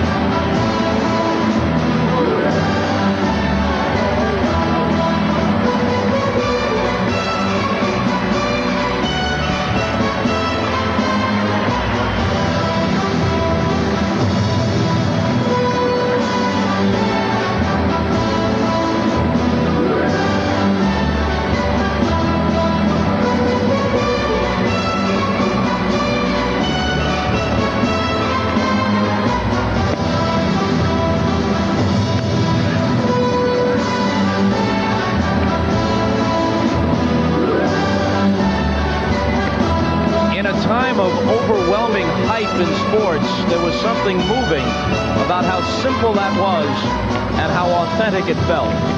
They're getting set for the second half. The West leads by 3. Back to Marv, Matt, and Bill after these messages from your local station. In Cleveland, the West with a 60-57 lead on the East.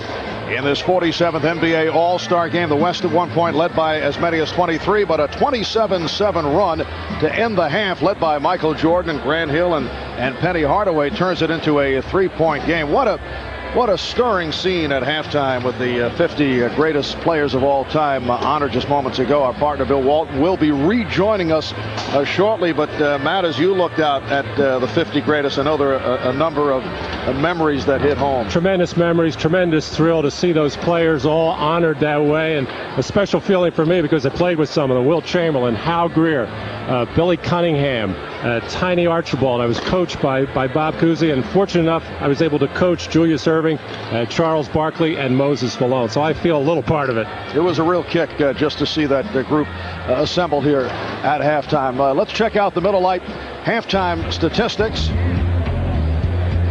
The West missing 10 of their last 11 shots, and this group led the East back into it. Michael Jordan with 12 points in all, Grant Hill with 11, and Penny Hardaway had 11. Michael started slowly and then came on from all angles. Well, Michael, not feeling the jump shot, decided to do everything around the basket, including that spectacular follow-up after the missed free throw.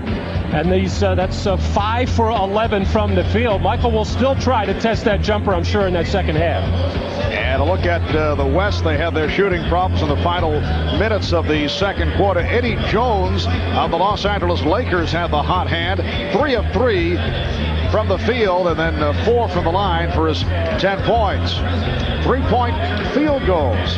Well, it was 7 of 15 shooting for the West, only 1 of 8 for the East. And Jordan, along with his scoring, did it with 9 rebounds and 6 assists. 3-point lead for the West as we head to the second half. We'll be back at the Gund Arena. Welcome back to Cleveland. I'm Jim Gray. I'm now joined by one of the greats, one of the 50 greats, Earl the Pearl Monroe. You went in with the Bullets. Earl, just how emotional was that for you guys up there? Well, I'll tell you, I don't think any one of us expected this type of turnout, the type of hoopla and whatnot that was generated out here. We see it on TV, but we don't expect it to happen to us, and it was really very wonderful. And you truly felt it. You got a little choked up. Some of the guys did as well, didn't they? Yeah, I think so, because, for all intents and purposes, this might be our last hurrah out here. And we came out, and being with these guys for the whole weekend has been very special. We don't get together that often, and when we do get together, it seems like old times. Talk about the camaraderie. There were a lot of guys signing books, a lot of guys having a lot of laughs, wasn't it? Yes, and it's so strange because, you don't like to get autographs, but there was everybody with books signing back and forth and whatnot. I think we all enjoyed it, and, we wouldn't miss this for the world. Earl, congratulations. Well, I appreciate it. It's nice to be here. All right, let's send it across the way now to Ahmad Rashad. All right, thanks, Jim. There was a lot of emotion back there, but out here you see they're playing around. But back in the back when they had the 50 greatest back there, these guys were having a time in their life. I mean, tears were almost coming to Julius Erving's eyes. I'm sure he'll try to say it wasn't, but I saw him. Now, in the game, you see that Michael Jordan is wearing a Pip wristband. And I talked to Scottie Pippen about that, and he said, I think Michael might make a very good spokesman for this product. So that's how he got Michael to wear that. Hey, Pops, how you doing? Just want to say hello to my father back in Cambridge. I know he's watching it. All right. And Patrick, all the players have told Patrick he should probably have a ticket and sit up in the stands, but he is sitting on the bench. Let's go back over to you, Marv. Dangerous area for Ahmad Rashad to be working. As the West and the East have just completed their warm-ups, and we're just about ready for the start of play in the second half. Michael Jordan, with his numbers, 5 of 11, 12 points, 9 rebounds, and 6 assists, is closing in on a triple-double. There never has been a triple-double in the history of All-Star competition. In 1984 in Denver, Magic Johnson, 15 points, 22 assists, 9 rebounds. That about the closest. A look at some of the Jordan highlights from the second quarter. Doing it from all angles of the free throw. So Michael Jordan lighting it up to help get the East back into it. I think getting behind by 23 points in the first and second quarter really got Michael fired up. He never wants to be embarrassed in any situation, and he is certainly one guy who can do something about it. 6 assists, 4 away from that elusive triple-double. I'd keep shooting if I were him. And we are rejoined by Bill Walton as refused to take off the NBA 50th anniversary jacket as Kemp opens up this third quarter by launching one. Mark, it's never coming on until I get home and I present it to my dad. Here's Vin Baker. Fourth field goal for Vin Baker, one of the outstanding power forwards from the Milwaukee Bucks. 60-59 the score. Karl Malone, Keem Olajuwon, Sean Kemp up front, Gary Payton, John Stockton in the backcourt for the West. Baker getting to that loose ball. Terrell Brandon starting the second. Nice feed, Brandon for Baker. And the East has taken the lead. They're up now 61-60. First time they have led since the opening minutes when it was 2-0. Whose decision was it to bench Jordan? Well, his old coach, Doug Collins, as Terrell Brandon, who said he was going to shoot the ball every time he touched it, couldn't resist finding the wide open Ben Baker. But what Doug is really trying to do is divvy up the minutes a little bit. These guys did not get the amount of minutes that the others did in that first half. He wants to even it up. And then if it's a close game in the fourth quarter, he's going to go with the 5 guys he thinks can win it. And Michael standing out there during halftime, being honored as one of the 50 greatest, as you just mentioned. That was tiring, though. Maybe it was a disciplinary matter for not listening to the halftime speech. Glen Rice with a three-pointer, and it's the East with its biggest lead of the game. They were down by as many as 23. They're now up by 4 points. Malone with the fake, and Malone coming up short. Brandon with Pippen and Rice on the wings. Open shot for one of the best. And he hits it. A three-pointer again for Glen Rice. Mark, Glenn told me this morning that he is in the greatest shooting rhythm of his life. The hoop looks as big as the backboard. Everything he throws up, nothing but net. And he has been on a tear for the last month, averaging 30-something. And the reason why is he was looking at tapes of their games early in the year, and he felt he was not aggressive. And what really clinched it was his fiance told him, said, hey, you think you're playing out there? You aren't doing a thing. And he has gone on a tear ever since. And the happiest guy in the world is Dave Cowens for the way that he is playing. And the East squad, who have been watching Glen Rice fill it up lately, know that he is hot. Glen Rice averaging 25 a game for the Charlotte Hornets. That's the number 5 man in scoring in the NBA. Plays 42 minutes a game, and that is second in the league to his teammate Anthony Mason. It's remarkable what they've done in Charlotte with Cowens, Anthony Mason, and Glen Rice leading the way. They've brought that spirit back to that franchise that was rocked by a couple of giveaways. 7-point lead for the East. They are on a 37-7 run the last 8 minutes. Rice for 3. Yes! That is his 3rd consecutive from downtown. He was 1 for his previous 7. Gary Payton right back. So it's the East 70 and the West 62. Mark, nobody stepped up offensively for the Western Conference. And the foul is called. Rice shows the entire repertoire, taking it to the basket. This is a very difficult matchup for the West big forwards, both Sean Kemp and Karl Malone, who are not yet on the same page starting this third quarter. Neither one of them knows who they're guarding, and you just can't leave Glen Rice that open. Foul on Stockton, non-shooting call. Open shot for Brandon. 3. In the first half, the East only 1 for 8 from downtown. It is a different story here in the third quarter. And now Brandon wants to run. Pippen. Well, Baker tried to slam it home, try to one-time it, as they say in the National Hockey League. The steal by Brandon. Took it from Stockton. Brandon. Extends to a 75-62 lead. Play of the day so far as the best thief in the history of basketball, John Stockton, got thieved by Terrell Brandon beautifully. Christian Laettner playing a lot of center today and doing it very well. Reach-in foul. Foul on Laettner. That's a simple game. Shoot when you're open, which is what Glen Rice has been doing, and pass when you're not, unselfishly giving up the ball to the wide open Terrell Brandon. The forwards for the West are getting killed because they're used to playing the bang-up game down low. Kemp and Karl Malone. And then the strip there by Terrell Brandon, voted this week by some as the best point guard in the NBA. Well, Sports Illustrated magazine had Brandon on the cover, and he was anointed as a top point guard in the league. I didn't know Sports Illustrated was having such trouble getting tickets here in Cleveland. And Bill taking a shot. Three-pointer again. So Glen Rice is 4 of 4 from downtown, 5 for 5. Overall, 4-4 from three-point range in this third quarter. Here's Brandon.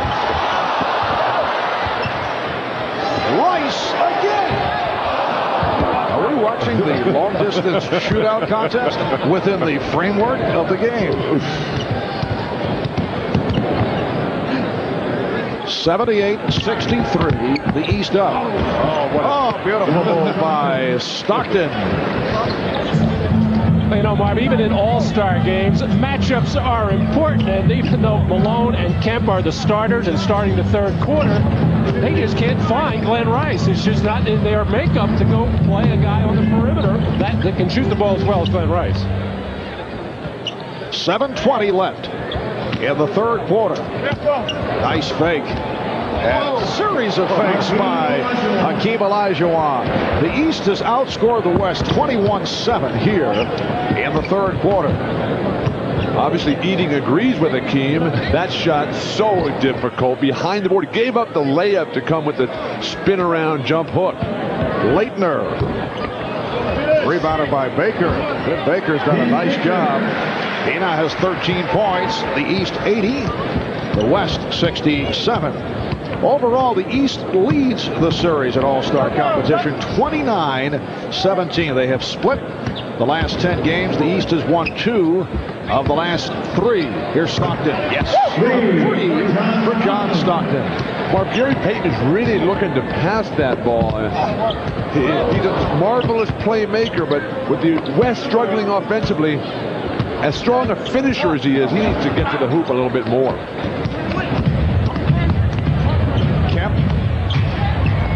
Handing it off to Payton, who was in a very difficult position, out of bounds.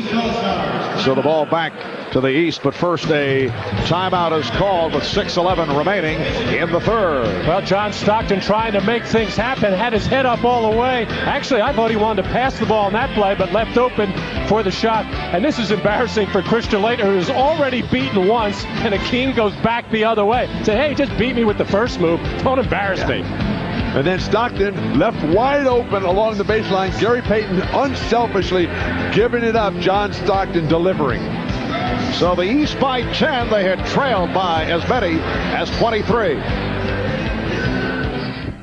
Well, based just 30 miles from Gund Arena, the Goodyear Blimp, Spirit of Akron, giving us that exterior, very high shot from above the Gund Arena. All-Star Weekend in Cleveland, and indoors 1,500 media credentials issued for the weekend. In fact, the number of international media members covering this year's All-Star Game will actually be greater than the number of American media members at the 1981 All-Star Game, the last time that Cleveland played host to the All-Star extravaganza. Close to 300 international media members are on hand here tonight. And we are delighted to be with you, Marv Albert, with Matt Gukas, Bill Walton, Ron Rashad, Jim Gray, Bob Costas handling the hosting duties. Here's Terrell Brandon with the shot clock running down. 80-70 the score. The East with a 10-point lead. The story in this third quarter, Glen Rice, 12 of his 14 here in the 30s, hit 4 3-pointers. Hakeem Olajuwon. So Hakeem with 11. And Rudy Tomjanovich has come with Eddie Jones to try to cool off Glen Rice if he can. It's a tough shot once a guy is that hot. Glen Rice was saying that he's not satisfied with just one time in the All-Star game, which was last year. He says he sees these guys who are here every single year. That's the level he wants to get to. That's his dream. He's living it right now. Ben Baker has 15 points. The East by 10. And a West turnover. And Terrell Brandon has played marvelous basketball. 7 points, 6 assists, a number of steals. Has not turned the ball over. Damn, man. John Stockton and Mitch Richmond, Eddie Jones in a 3-guard setup, deflected out by the East. Karl Malone up front with Hakeem Olajuwon. Here's Tim Hardaway of the Miami Heat for Terrell Brandon, who hears it from the crowd. As you mentioned, 7 points, 6 assists. And Grant Hill checking back in, instrumental in that East run in the second quarter. Scottie Pippen departing with 4 points. Olajuwon now played by Weber. Just under 5 minutes remaining in the third quarter. East with the ball. They lead by 10. Rice in a battle with Jones. Excellent interior post passing by Chris Webber that time. Eddie Jones, who was marvelous in the first half and is really one of the game's best defensive players, just outmatched. This is an extremely tough matchup for the West trying to guard Rice.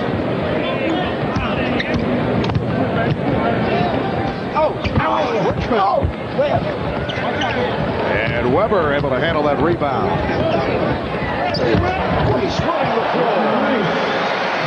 Now, Bill, this is not a statement, as Dave Cowan's enjoying the moments as he watches his guy, Glen Rice.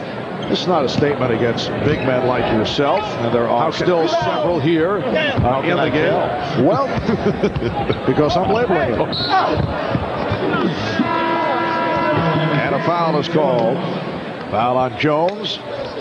And Glen Rice wants to show that he is not just a perimeter shooter, that he has improved his post game as Eddie Jones was hung out to dry on the front there. And here running the break as big Chris Webber, who can pass the ball, delivers that one right on time. Okay, Marv, let's hear the big man. Well, with some of the key big men not in action today because of injuries, Patrick Ewing of the Knicks, Alonzo Mourning of Miami. Charles Barkley is a large force, but not one of the big men. Shaquille O'Neal of David Robinson. Right, David Robinson. He wasn't, well, but he would be here. All right. But the game has opened up. Obviously, we'd rather see some of those guys here, but we're having, I think, one of the more attractive all-star games in years. And the reason is that guys are able to flow a little bit more, and there's more room, obviously, to drive the lane. And I think that has added to what has taken place here. Nice move. I couldn't agree more, Marv, which is why so many of the big men don't play well in these games. It's up and down. Kareem Abdul-Jabbar, 6 MVPs in the regular season, never won the MVP of the All-Star game. The only award he did not win. Grant Hill, terrific defense. Kemp got the step, but had it broken up, knocked out of bounds 5 on the 24-second line. You tried to say it's a better game when the big fellas aren't in there clogging things up in the middle? At times. I wonder. Here's Rice taking it to the hoop. Glen Rice with 18 points in this third quarter. Shawn Kemp. That's only his second field goal. 18 points in the quarter for Rice. 18 of his 20 is an all-star record. I've checked that he's one shy of an all-star record for most points in a single quarter. Mark, back to your big man diatribe there. I just like to say that that's why my favorite big men are the ones who are the versatily skilled ones, the guys that can step away from the basket, that can pass the ball, shoot the jumper. And not just the big galoots who stand underneath the basket and try to throw down slam dunks. Those big galoots. The record for most points in a quarter in all-star play, 1968, Hal Greer of Matt Gucas' 76ers with 19 points in a single quarter, and Rice with 18, so one away. 2:08 to go in the third. It's the East by 13 over the West. We'll be back with more from the Gund Arena in Cleveland in a moment. Welcome back to Cleveland. I'm Jim Gray. I'm now joined by Gordon Gund. He is the owner of the Cleveland Cavaliers. He is also the founder of the Foundation Fighting Blindness. For those of you who are unaware, Mr. Gund went blind about 30 years ago. He suffers from a disease, retinitis pigmentosa. Gordon, you're enjoying the game here today, and you enjoyed basketball for a number of years. What's in your mind's eye today as you see the 50, or you're able to visualize the 50 who are out there as well as Michael Jordan? Well, I've got some remembrance of the earlier 50 because I could see those, but Michael Jordan, I always think of this whirling motion and balance and acrobat with a tongue hanging out and a smile on his face, and he's always knows just what he's doing. I've got he's a wonderful human being, too. He's just a great guy. Of the earlier ones, I do remember people like Bill Russell and Oscar Robertson and Wilt Chamberlain, a number of them. Now, you still come to all the games, and you are aided. You're able to hear the telecast or the broadcast locally with your earpiece, but you come to all the games, and is it difficult to be here, or have you gotten quite used to it? Well, I come to some of the games a lot. I hear them all on the radio, and either here in the building or at home, but it's... No, I get a good picture painted by Joe Tate, our radio announcer. He does just a terrific job. Do you feel the same type of emotions? You get excited and happy and obviously down when you lose? Of course, I get very down when we lose. Nobody likes to lose. And sure, I'd love to hear the team working well and as a team and as a unit, and talk with the coaches about it, hear what their strategies are. That's all part of it. Gordon, congratulations to you and your wife Luli and your brother. It's quite a tribute to you and your family that the game has come here to Cleveland. Thank you. Well, it's been tremendously exciting for us. Thanks very much, Jim. All right. Gordon got quite an inspiration to all of us. Marv? All right. Thank you, Jim. Remarkable man. Gordon Gudden, the owner of the Cleveland Cavaliers. We come up on a minute left in the third quarter. Hardaway with a three. And the East now leads 95-82. A moment ago, Glen Rice did make it 20 points in the third quarter. That is a new All-Star game record, passing by Hal Greer, who in 1968, there's Hal, one of the 50 greatest players of all time.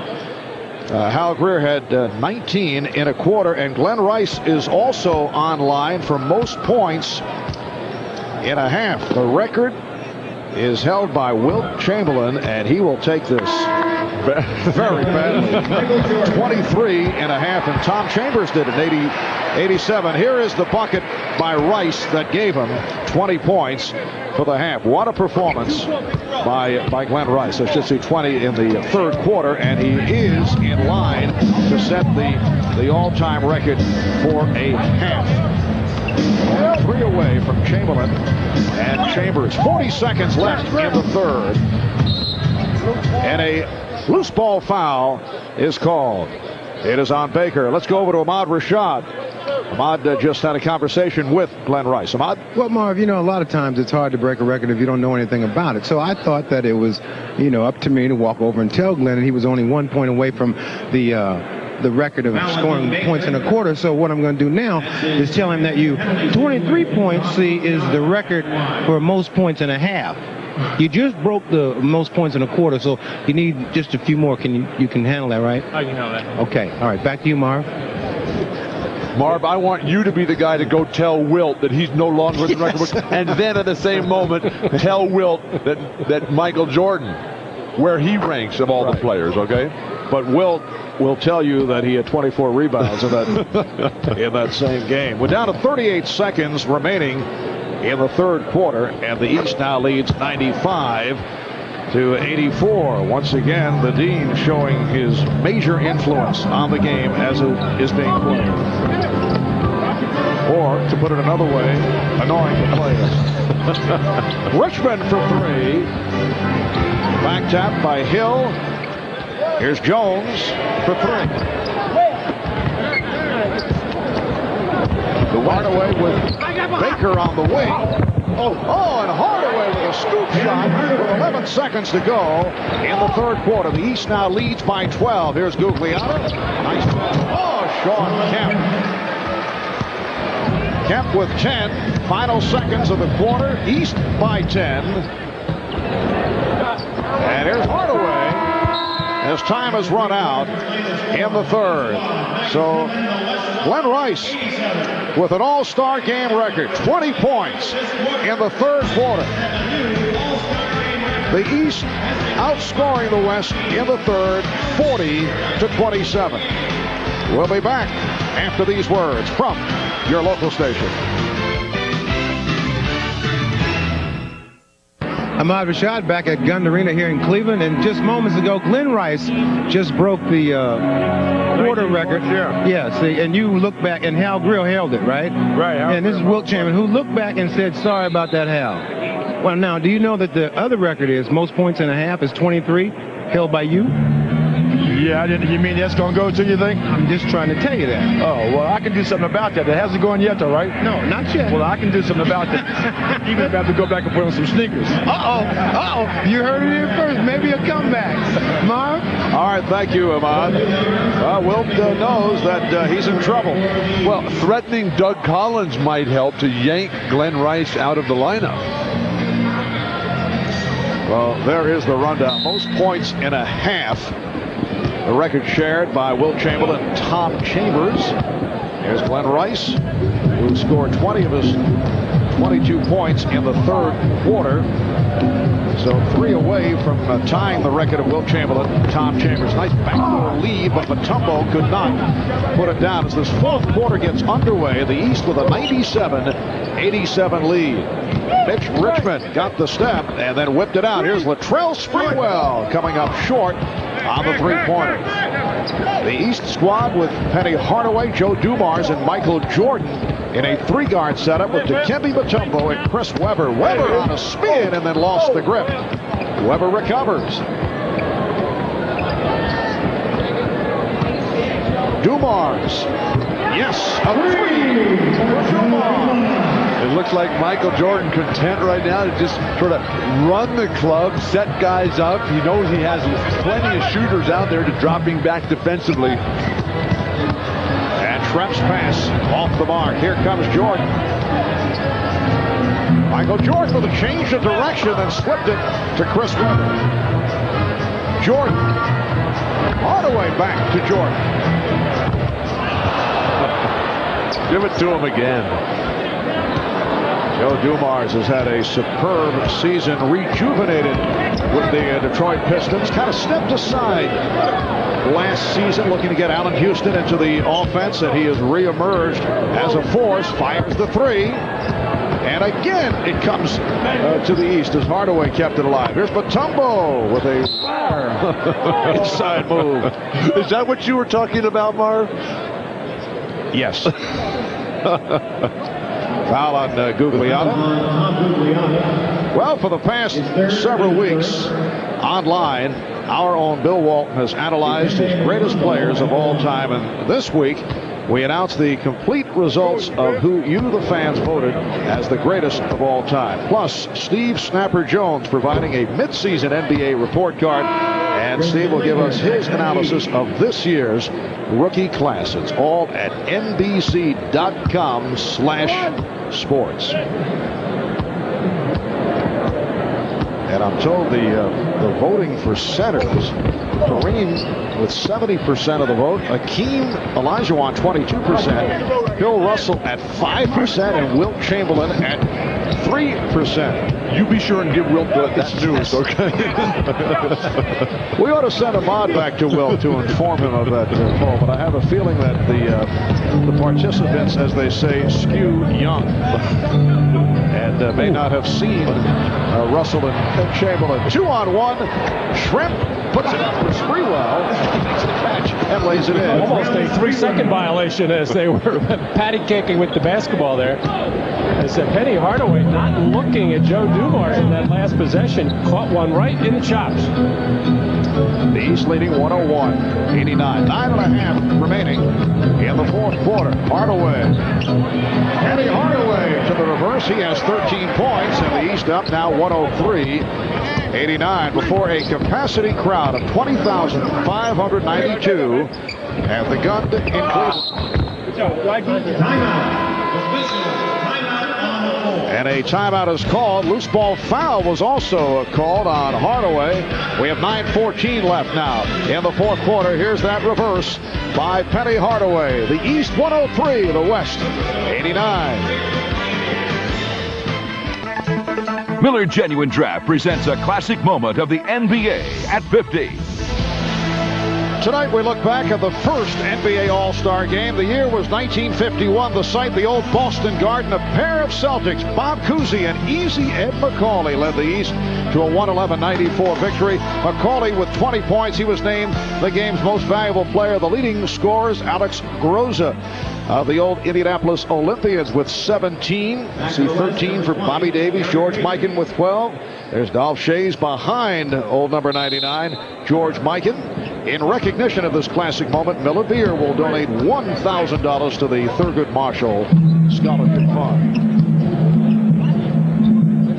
3 minutes in, fourth quarter. Marv Albert with Bill Walton and Matt Dukas, and Kevin Garnett back on the floor, showing the outside touch for Kevin in his second year with the Minnesota Timberwolves. That is his first All-Star field goal.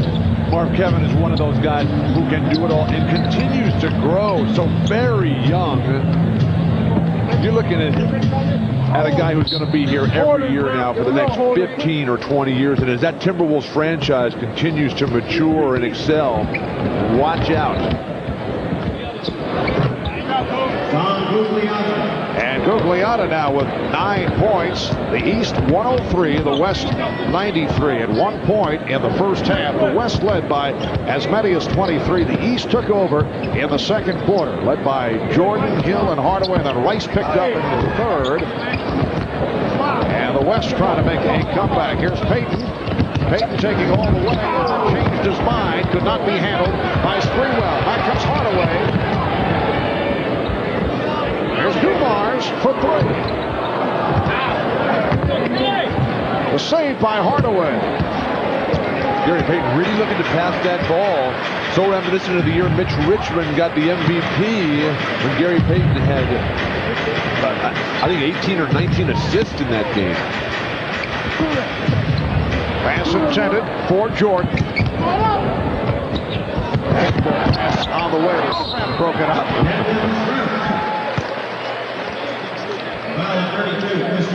And the foul is called.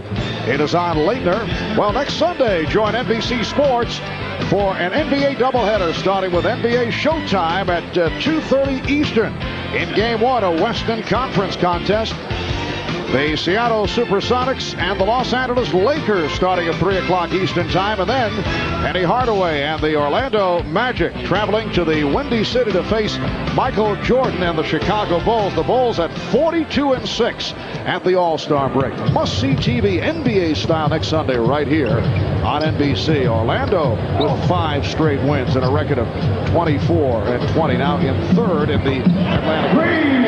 Of course, Dennis Rodman will be back, and Orlando continues to surge behind the improving play all the time of Penny Hardaway, cycling, killing people out there. And the Lakers playing the best basketball right now in the Western Conference.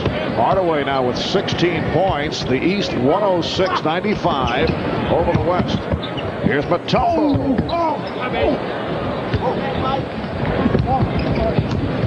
Payton.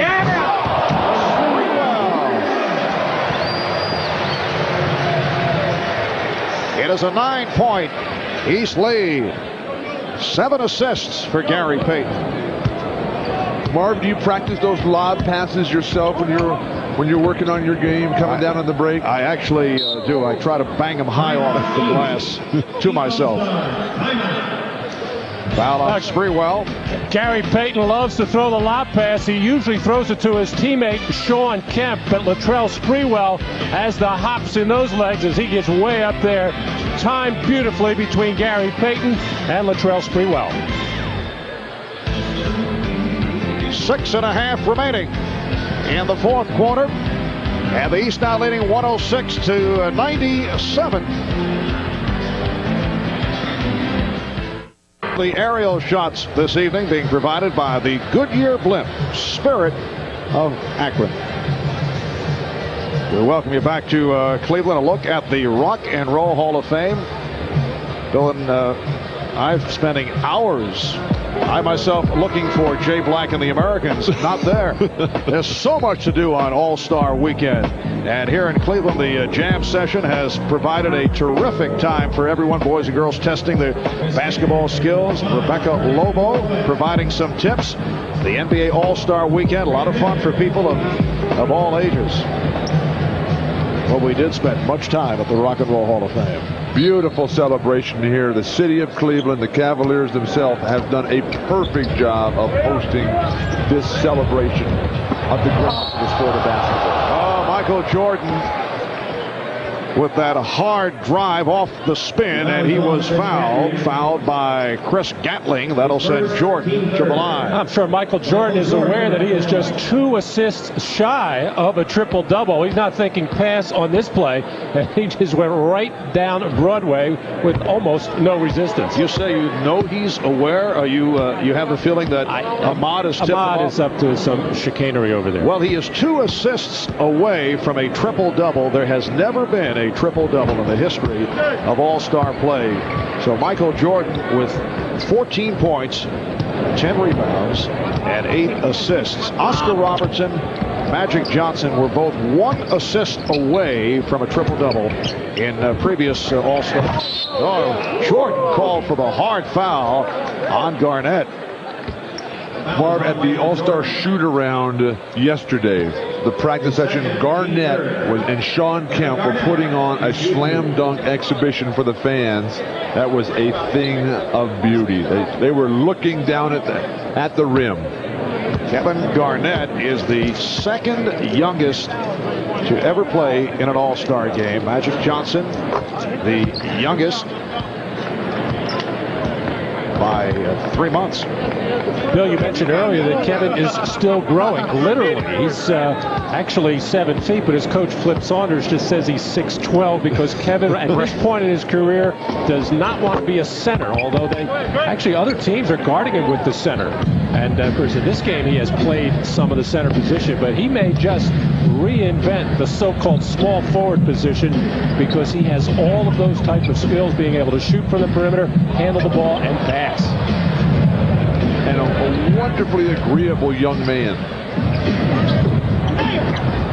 Did he agree to do something for you? Is that Leitner with the bucket and the foul?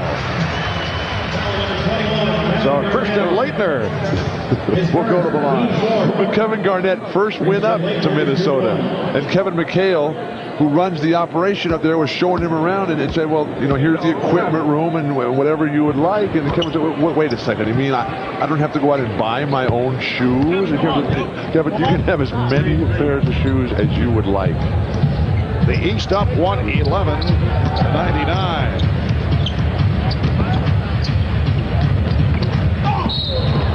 And Jordan running into Sprewell, committing the foul.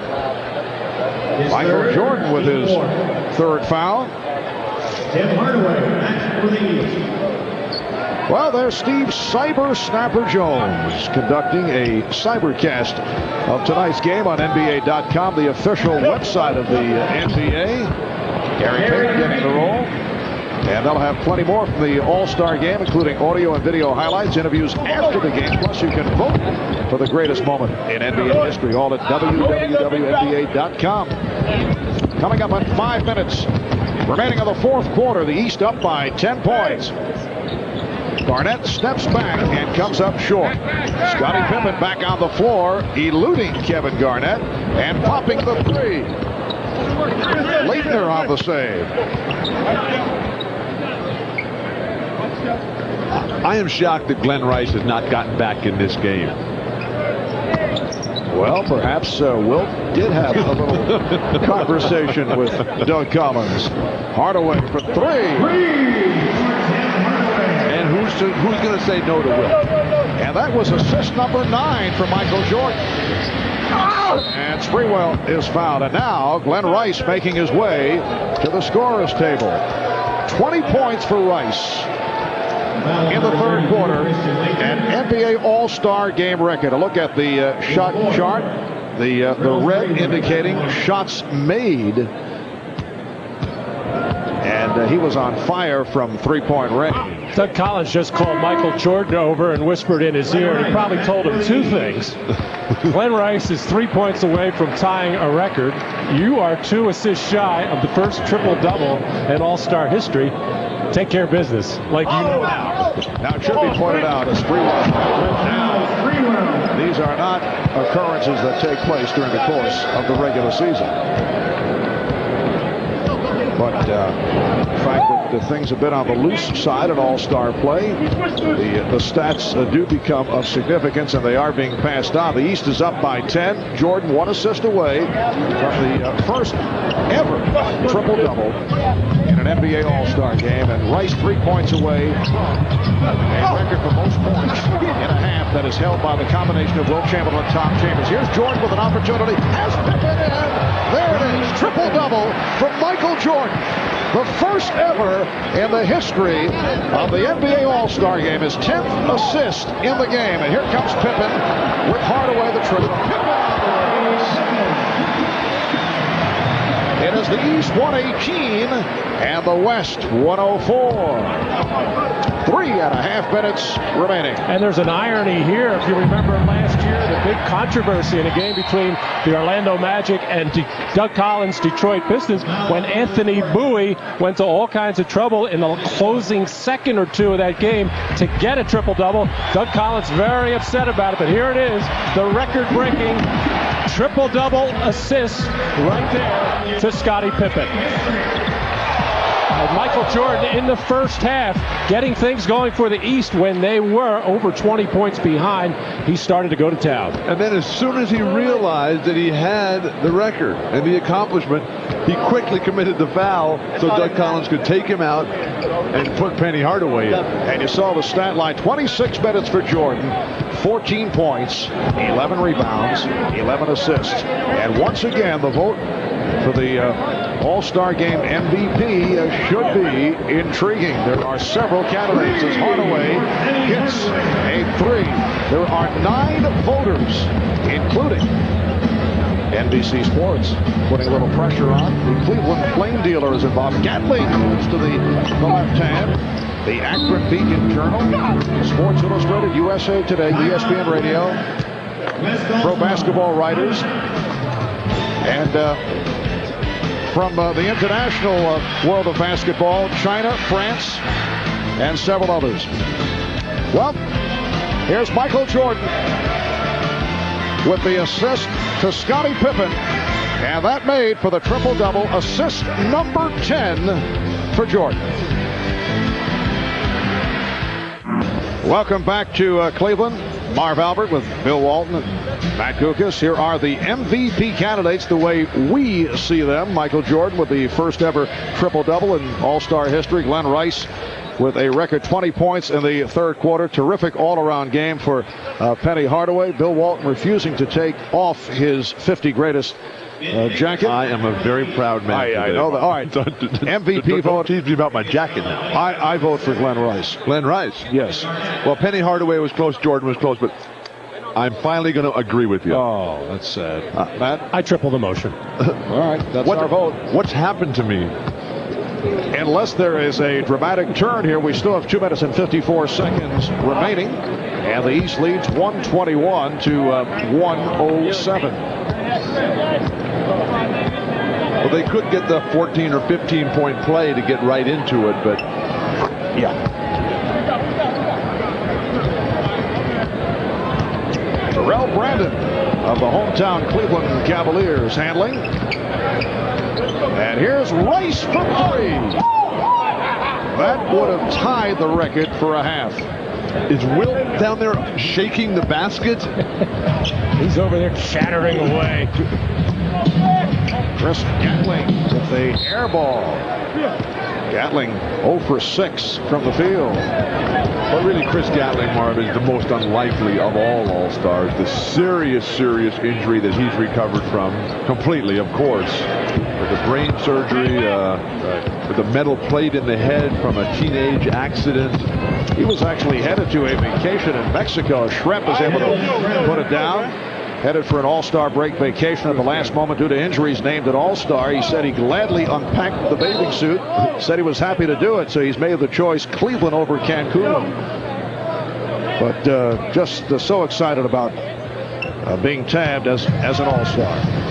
It's a thrill of a lifetime, Mark. You dream about it, and it finally comes true for just a very select few, and you never forget it. Glen Rice overall is 9 for 21.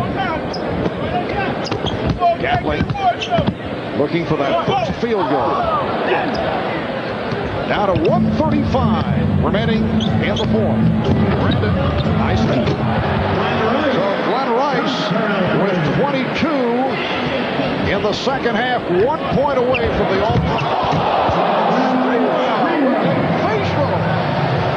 The East now leads 123-112.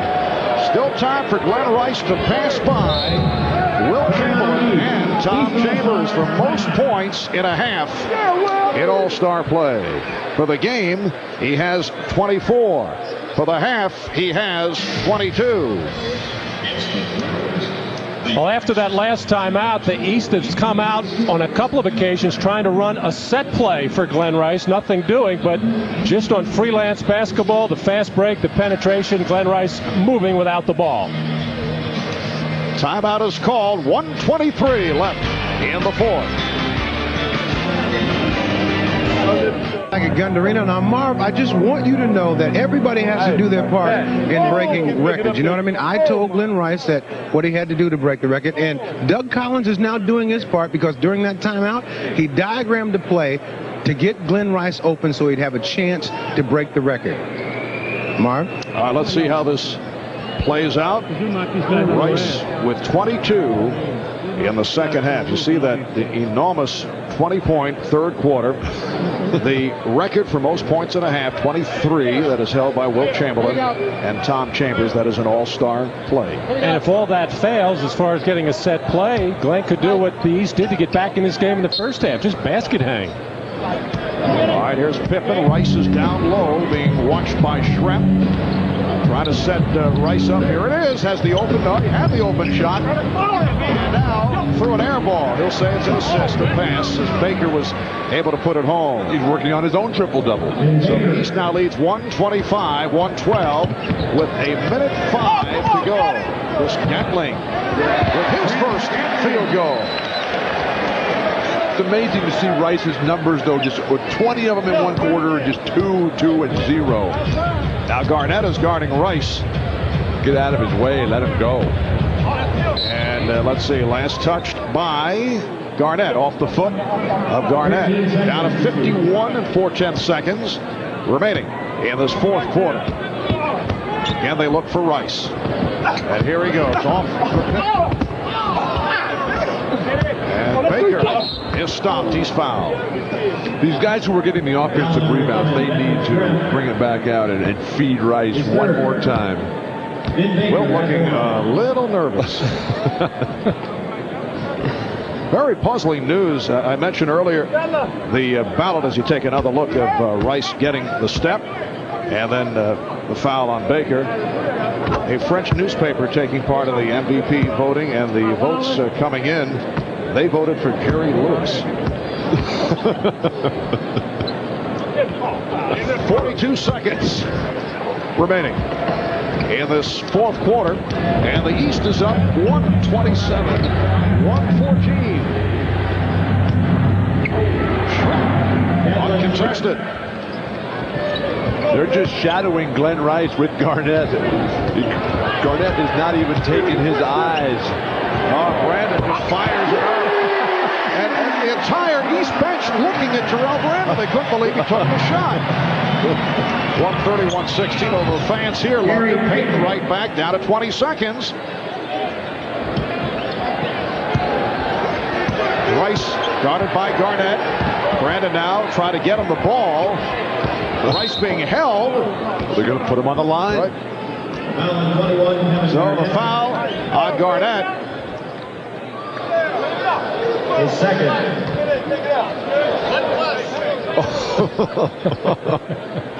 Jordan is saying 3, but what was that? Right. West over the foul limit. So here is Rice at the line, an excellent free throw shooter. 86%. He can do it right here. First appearance at the line tonight. And that ties the record. Oh, Wilt. You tell him, Marv. Wilt Chamberlain, Tom Chambers, Glen Rice in the record books at the moment together. 23 points, most points in a half in All-Star play, and this is number 24 for the half, and that is a new All-Star game record. Final seconds in what has been one of the most entertaining All-Star games in many years. Peyton with the slam.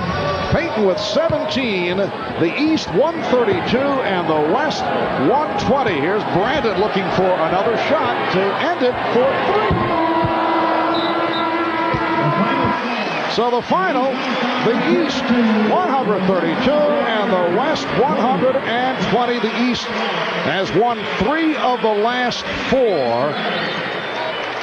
4. Rice finishes with 26 points, 24 in the second half, a new All-Star game mark, and the first ever triple-double accomplished by Michael Jordan. 14 points, 11 rebounds, 11 assists. We will have the announcement of the Most Valuable Player Award in just a moment. And now look at that free throw by Glen Rice, as we mentioned. Very fine foul shooter, 86%. Calmly went to the line, hit 2 of 2 to set the record, and the reaction from Wilt. Time to write another book, Wilt. Well, his teammates were trying to set him up. Some had other thoughts on the matter, but Rice did break the record. Let's go over to Ahmad Rashad. Ahmad? All right, thank you, Marv. It is now time to make the presentation for the 1997 NBA All-Star Most Valuable Player Award. And to make that presentation, the commissioner of the NBA, David Stern. It was a weekend for the ages. Thank you, NBA's greatest. Thank you, Cleveland and Northeastern Ohio. Thank you, NBA All-Stars, the world's best athletes and the world's best players. And thank you, Glen Rice, 1997 All-Star Game MVP, setting a record for the most points in a quarter and a half. Jack Greenberg, chairman of McDonald's USA, is going to help me present the trophy. Thank you, David. Congratulations, Glenn. It's been a great year for McDonald's and the NBA. Our All-Star crews assisted our customers across the country in voting a record-breaking 9 million times during the McDonald's All-Star balloting. And it's really with great pleasure on behalf of our 2,700 owner-operators and 12,000 restaurants to participate in making this presentation the Most Valuable Player Award. Congratulations again. Thank you very much. Hold it up there, guys.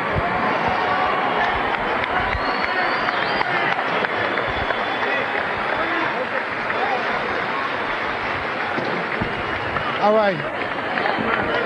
Glenn, it had to be special to be the most valuable player in a game like this with all the 50 greatest players in the stand, and you really had your peers watching. It was very special, and I just got to give thanks to God first of all, and my teammates really did a great job in trying to get me this award today. All right, congratulations to you. Thank you very much. All right, back to you, Marv.